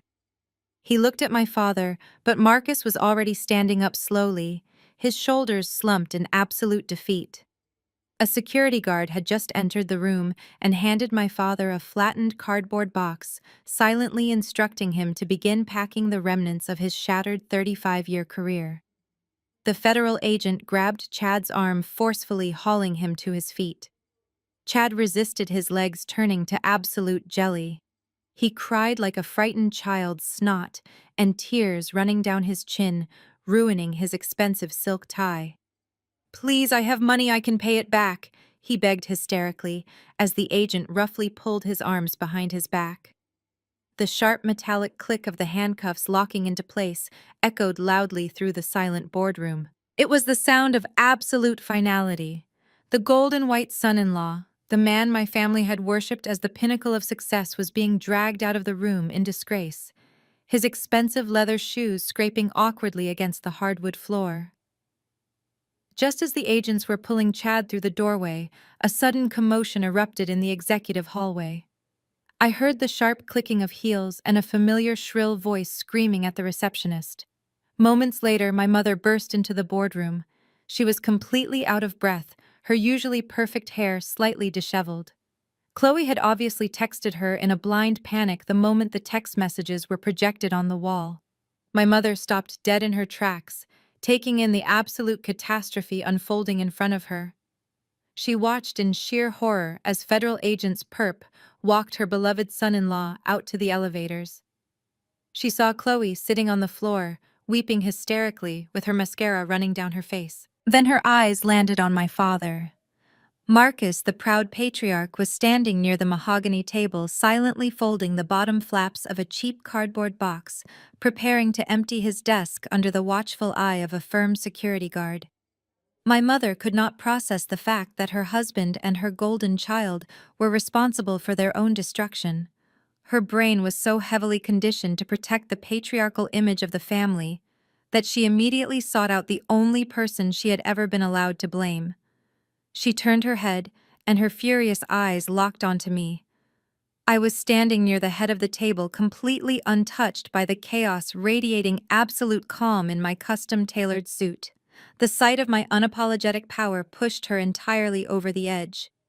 "What have you done?" she screamed, her voice tearing through her throat. "You wicked, ungrateful girl! You destroyed this family! You tore us apart because you could not stand to see your sister happy! You are a monster, Maya!" She lunged at me.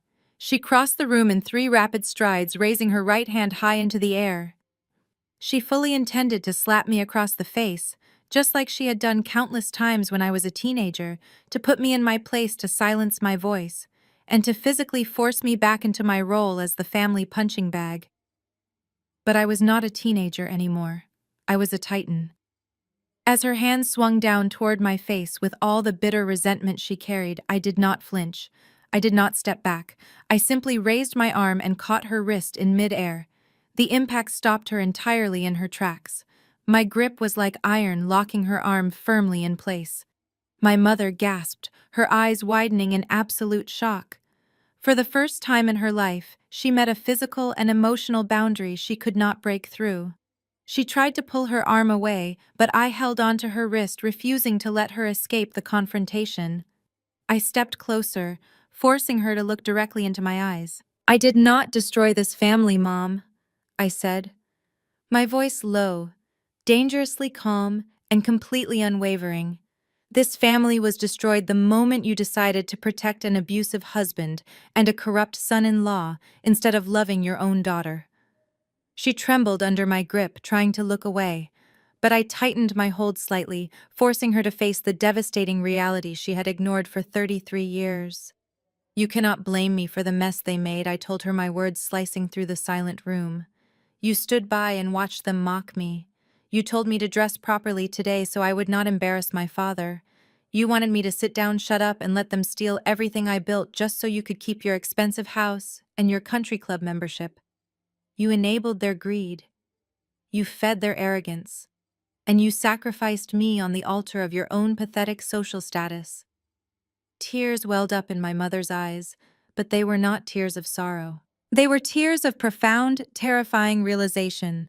The delusion she had built her entire life upon was actively crumbling around her. She looked at Marcus, who could not even make eye contact with her. She looked at Chloe, who was still sobbing on the floor, clutching her designer purse like a life raft. "You have spent decades defending toxic men because you were too weak to stand up for yourself," I whispered, leaning in closer so only she could hear the absolute truth. "You taught your daughters that their only value was in serving the egos of the men around them. You let my father belittle my intelligence because it made him feel strong. But I am not you. I do not carry your generational trauma. I do not accept your weakness. I am breaking the curse right here and right now. I am the one who built the empire, and I am the one burning your fake castle to the ground. Look closely, Mom. Look at the ruins of the men you worshipped, and understand that I did this to protect myself from you. My mother stared at me, her mouth opening and closing silently like a suffocating fish. The iron grip I had on her wrist remained steady, refusing to let her pull away from the consequences of her own actions. She had never been forced to look at the ugly truth behind her pristine suburban life. For decades, she had lived in a comfortable bubble, funded by my father's arrogance and eventually his criminal activities. She had actively chosen to ignore his cruelty toward me because confronting it would mean risking her lavish lifestyle. Listen to me very carefully, Mom. I continued, lowering my voice so that the absolute finality of my words would cut through the chaotic noise of the boardroom. The FBI is not just taking Chad away in handcuffs. The federal authorities are freezing every single asset connected to Martina's law firm and the personal accounts of anyone involved in this massive embezzlement scheme. That includes the joint bank accounts you share with Dad. Her eyes widened in fresh horror. She shook her head desperately, trying to deny the inevitable. But Maya, the house? She stammered, her voice barely a whisper. The mortgage, the country club fees, the car payments, the maintenance on the property. We have bills to pay. Gone, I said coldly, releasing her wrist at last. My mother stumbled back a step, rubbing her arm as if my touch had physically burned her. All of it was funded by stolen money. The federal government will seize your sprawling colonial house by the end of the month. They will impound your luxury vehicles. The credit cards you used to buy Chloe's diamond necklaces and your designer clothes will be declined by this afternoon. You have absolutely nothing left in your name. She began to sob again, burying her face in her hands. What am I supposed to do? She wailed, looking around the room for someone to save her. I am a senior citizen, Maya. I cannot live on the street. I have never worked a day in my adult life. You are going to do something you should have done 30 years ago, I replied without a single ounce of sympathy. You are going to get a job. You are going to learn how to support yourself, instead of relying on toxic men who steal from other people. Welcome to the real world, Mom. It is a lot harder when you actually have to earn your keep, instead of just spending the money other people bleed for. I turned my attention to the rest of the room. Chloe was still weeping on the Persian rug, rocking back and forth as her entire identity dissolved into nothingness. My father was standing by the mahogany table, staring blankly into his empty cardboard box. I needed to make my final position incredibly clear so there would be absolutely no misunderstandings moving forward. This is the last time any of you will ever see me or speak to me, I announced, my voice projecting with clear, authoritative command. By the time I reach the ground floor of this building, my phone number will be permanently changed. Your emails are already blocked by my corporate firewall. I have instructed my personal security team and the building management at my penthouse to deny you entry. Chloe looked up, her face streaked with black mascara, her blonde hair tangled and messy. Maya, you cannot just abandon us, she cried out weakly, her voice raspy from screaming. I am not abandoning you, Chloe, I corrected her sharply, looking down at her pathetic form. I am excising a tumor. If any of you try to approach my home, my office, or my person, I will immediately file for restraining orders. I have the best legal team in the state of New York on my personal payroll, and they will not hesitate to drag you into federal court for harassment. Do not test me on this.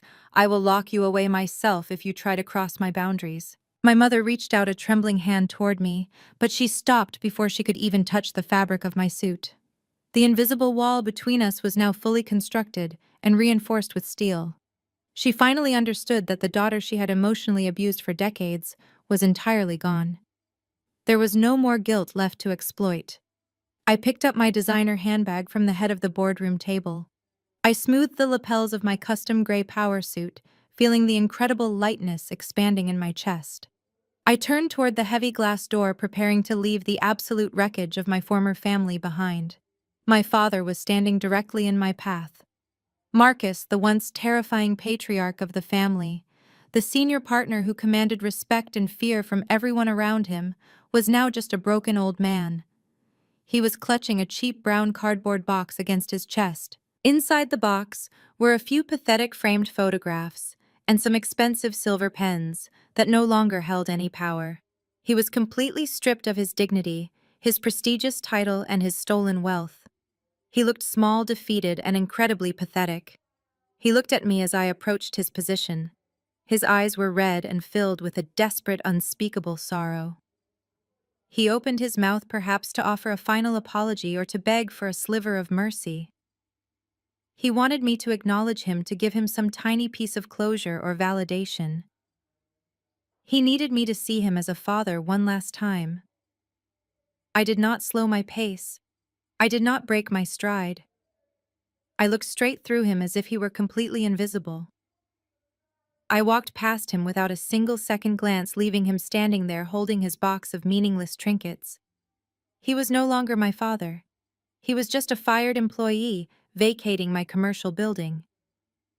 I pushed open the heavy glass door and stepped out into the quiet executive hallway. The junior associates and paralegals were standing around in shocked clusters, having witnessed Chad's dramatic arrest just moments before.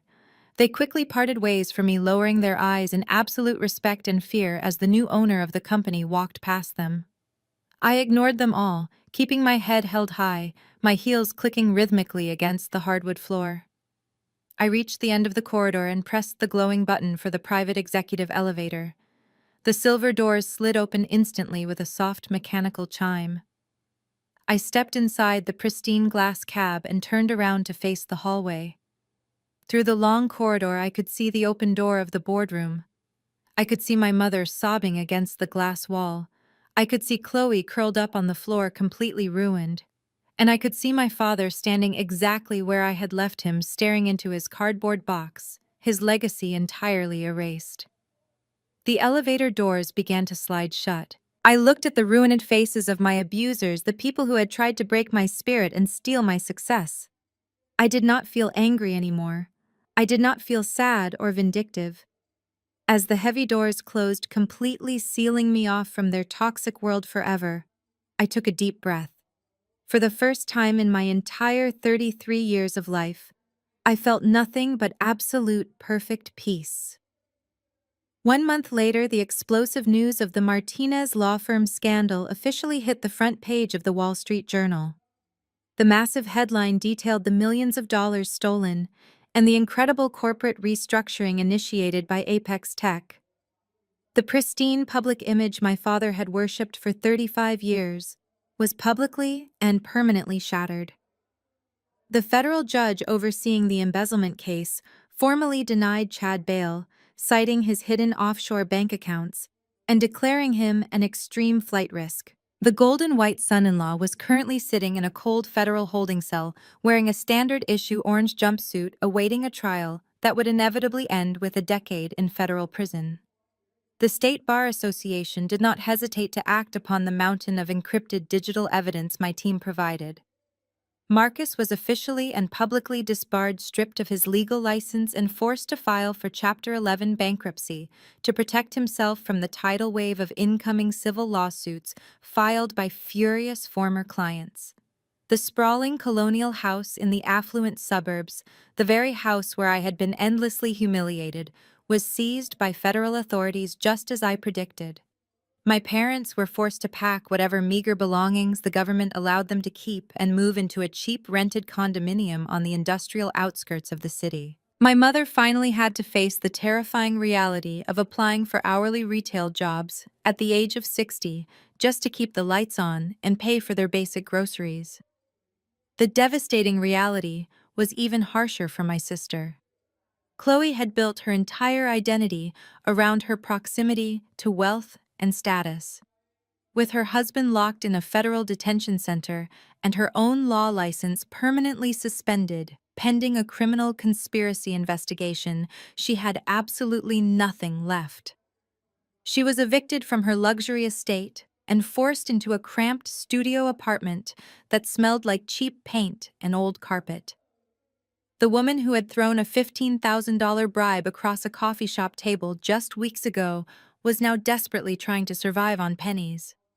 I received detailed reports from mutual acquaintances that Chloe was spending her days taking the public bus to local pawn shops. She was forced to sell her beloved designer handbags, her diamond necklaces, and the expensive luxury watches she used to flaunt at family gatherings just to pay the retainer fee for a bottom-tier defense attorney. Her wealthy friends from the charity boards and the exclusive country clubs immediately cut all ties with her, treating her like an absolute pariah. She had alienated everyone who actually cared about her in pursuit of a false elite image, and now she was entirely alone in a tiny apartment surrounded by the terrifying consequences of her own boundless greed and entitlement. While their toxic world burned entirely to the ground, my life expanded into something incredibly beautiful and deeply fulfilling. The financial markets responded phenomenally to Apex Tech acquiring and optimizing the massive legal network of global holdings. Our company stock skyrocketed, doubling in value within a single week and cementing our status as an unstoppable tech giant. I was featured on the cover of major national business magazines, celebrated as a visionary leader and a fierce protector of corporate integrity. I used a fraction of my new personal wealth to purchase a breathtaking private estate overlooking the ocean. It was a massive modern architectural masterpiece with floor-to-ceiling glass walls and a sprawling manicured garden that stretched out toward the crashing waves. It was a sanctuary of absolute peace, far away from the dark, heavy memories of my childhood home. To celebrate the monumental success of the corporate acquisition, I decided to host a lavish dinner party at my new estate. But this was not going to be anything like the suffocating, toxic Sunday dinners my family used to force me to attend. I did not invite people out of a misplaced sense of biological obligation or guilt. I invited my chosen family. The massive dining table was filled with the people who had actually supported me, respected my firm boundaries, and celebrated my brilliance.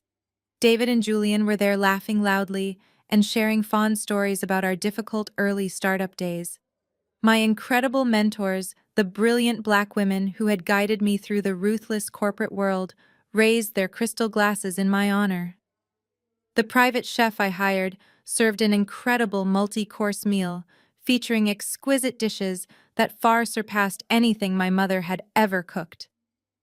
The air was filled with genuine warmth, loud, joyful laughter, and absolute mutual respect. There were no backhanded compliments. There were no cruel jokes disguised as teasing. No one was trying to diminish my accomplishments to make themselves feel bigger. I sat at the head of the table, looking at the beautiful, brilliant people surrounding me, and I realized I had finally found my true family. The next morning, the massive estate was incredibly quiet and peaceful. The professional catering crew had cleaned everything perfectly, leaving the house immaculate before they departed. I walked into my sprawling modern kitchen wearing a comfortable silk robe, listening to the gentle sound of the ocean waves crashing against the shore outside my window. I poured myself a cup of dark, rich coffee from the espresso machine and walked over to the massive marble island where my executive assistant had neatly stacked my personal morning mail. I sifted slowly through the pristine corporate envelopes, the glossy charity gala invitations, and the letters of congratulations from various industry leaders. My hand suddenly stopped when I reached the very bottom of the stack. Resting against the cold, smooth marble was a plain, cheap white envelope. I stared at the familiar sweeping loops of the handwriting, instantly recognizing the distinct penmanship that had arrogantly authorized millions of dollars in stolen funds. It was a handwritten letter from my father sent from the return address of his cheap rented condominium. I slowly set my warm coffee mug down.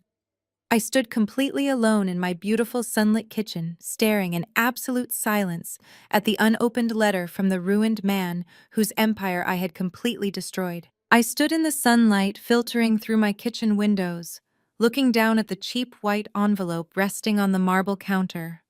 My father's name was scribbled in the top left corner. I knew exactly what was inside that envelope. It would be a carefully constructed masterpiece of manipulation. There would be paragraphs of manufactured guilt, mixed with subtle attempts to shift the blame onto Chad. He would probably talk about how much he sacrificed for me when I was a child, hoping to trigger some deep-seated sense of biological debt. He would ask for forgiveness, but what he really wanted was access. He wanted a financial lifeline. He wanted me to rescue him from the catastrophic consequences of his own arrogance. For 33 years, I would have torn that envelope open with trembling hands, desperate to find even a single sentence of genuine love or validation. I would have read it over and over again, trying to decode the toxic breadcrumbs he left behind. But today I felt absolutely nothing. The little girl who needed her father's approval was completely gone, and the woman who stood in her place had absolutely no use for his empty words. I picked up the envelope. It felt incredibly light in my hands. I did not break the seal. I did not even hold it up to the light to try and glimpse the words inside. I walked across the kitchen to the small home office area tucked into the corner of the room. I reached out and pressed the power button on my heavy-duty paper shredder. The machine hummed to life with a low, steady vibration. Without a single moment of hesitation, I dropped the unopened envelope into the feeding slot. The sharp steel blades caught the paper, instantly pulling it down with a loud, aggressive grinding noise. In less than 3 seconds, the apologies, the excuses, and the desperate manipulations of my father were reduced to a pile of meaningless white confetti. I turned off the machine, feeling a profound sense of closure wash over my entire body. It was finally over, the final tie was completely severed. I walked back to the kitchen island and picked up my warm coffee mug. Taking a slow, comforting sip, I looked directly out at the beautiful, crashing waves of the ocean, and I realized something incredibly important about the journey I had just completed. I want to speak directly to anyone watching this right now who understands the heavy, crushing weight of family expectations. But more specifically, I want to speak to the women who look like me. As an African American woman, we are often raised with a silent, deeply ingrained expectation that we are supposed to be the strong ones. We are conditioned from a very early age to carry the heavy burdens of everyone around us. We are expected to swallow our pride, ignore our own boundaries, and constantly sacrifice our own mental health to protect the fragile egos of the men in our families. Society, and sometimes our own toxic relatives, expect us to act as the unconditional mules of the world if we achieve success, if we build wealth, or create something beautiful out of our own hard work. It is immediately treated as a communal resource. We are supposed to quietly fund the family lifestyle, endure the disrespect, and step in to fix the disastrous mistakes of the golden children who are given every single advantage. We are told that family is everything, and that blood requires absolute loyalty even when that same blood is actively poisoning us. We are taught to endure abuse and call it tough love. We are expected to forgive the unforgivable simply because the people hurting us share our last name. But that is a complete lie. That is a generational curse, designed to keep us exhausted, depleted, and entirely under their control. I refuse to be their mule. I refuse to let my hard-earned success become the financial safety net for their criminal behavior and their blatant disrespect. Breaking those generational curses is undeniably the hardest thing you will ever do in your entire life because it requires you to stand completely alone against the people who are biologically supposed to protect you. When you finally decide to stand up for yourself and enforce ironclad boundaries, the pushback will be incredibly fierce. The people who heavily benefited from your endless lack of boundaries will fight incredibly dirty. They will try to completely destroy your character in front of your entire community. They will weaponize your shared history and try to isolate you to force you back into submission. They will call you crazy. They will call you bitter until they need your money. Protect your peace. Let them sit in the mess they made. It took me 33 years to realize that my fundamental worth was never dependent on their validation or their conditional love. I had to literally acquire a corporate skyscraper and burn down an entire law firm to finally understand my own absolute power. But you do not need to buy a massive corporate empire to take your personal power back right now today. You just need to confidently say no. You just need to walk away from the tables where mutual respect is no longer being actively served. You possess the absolute right to build a beautiful, fulfilling life entirely on your own terms, completely surrounded by people who genuinely celebrate you instead of barely tolerating you. You have the ultimate right to choose your own family, and I promise you that the beautiful peace is absolutely worth it. Have you ever had to cut off toxic family members who thought they were smarter than you? How did you protect your peace? Drop your story in the comments below. And if this resonated with you, hit subscribe. Stay strong and never apologize for your success.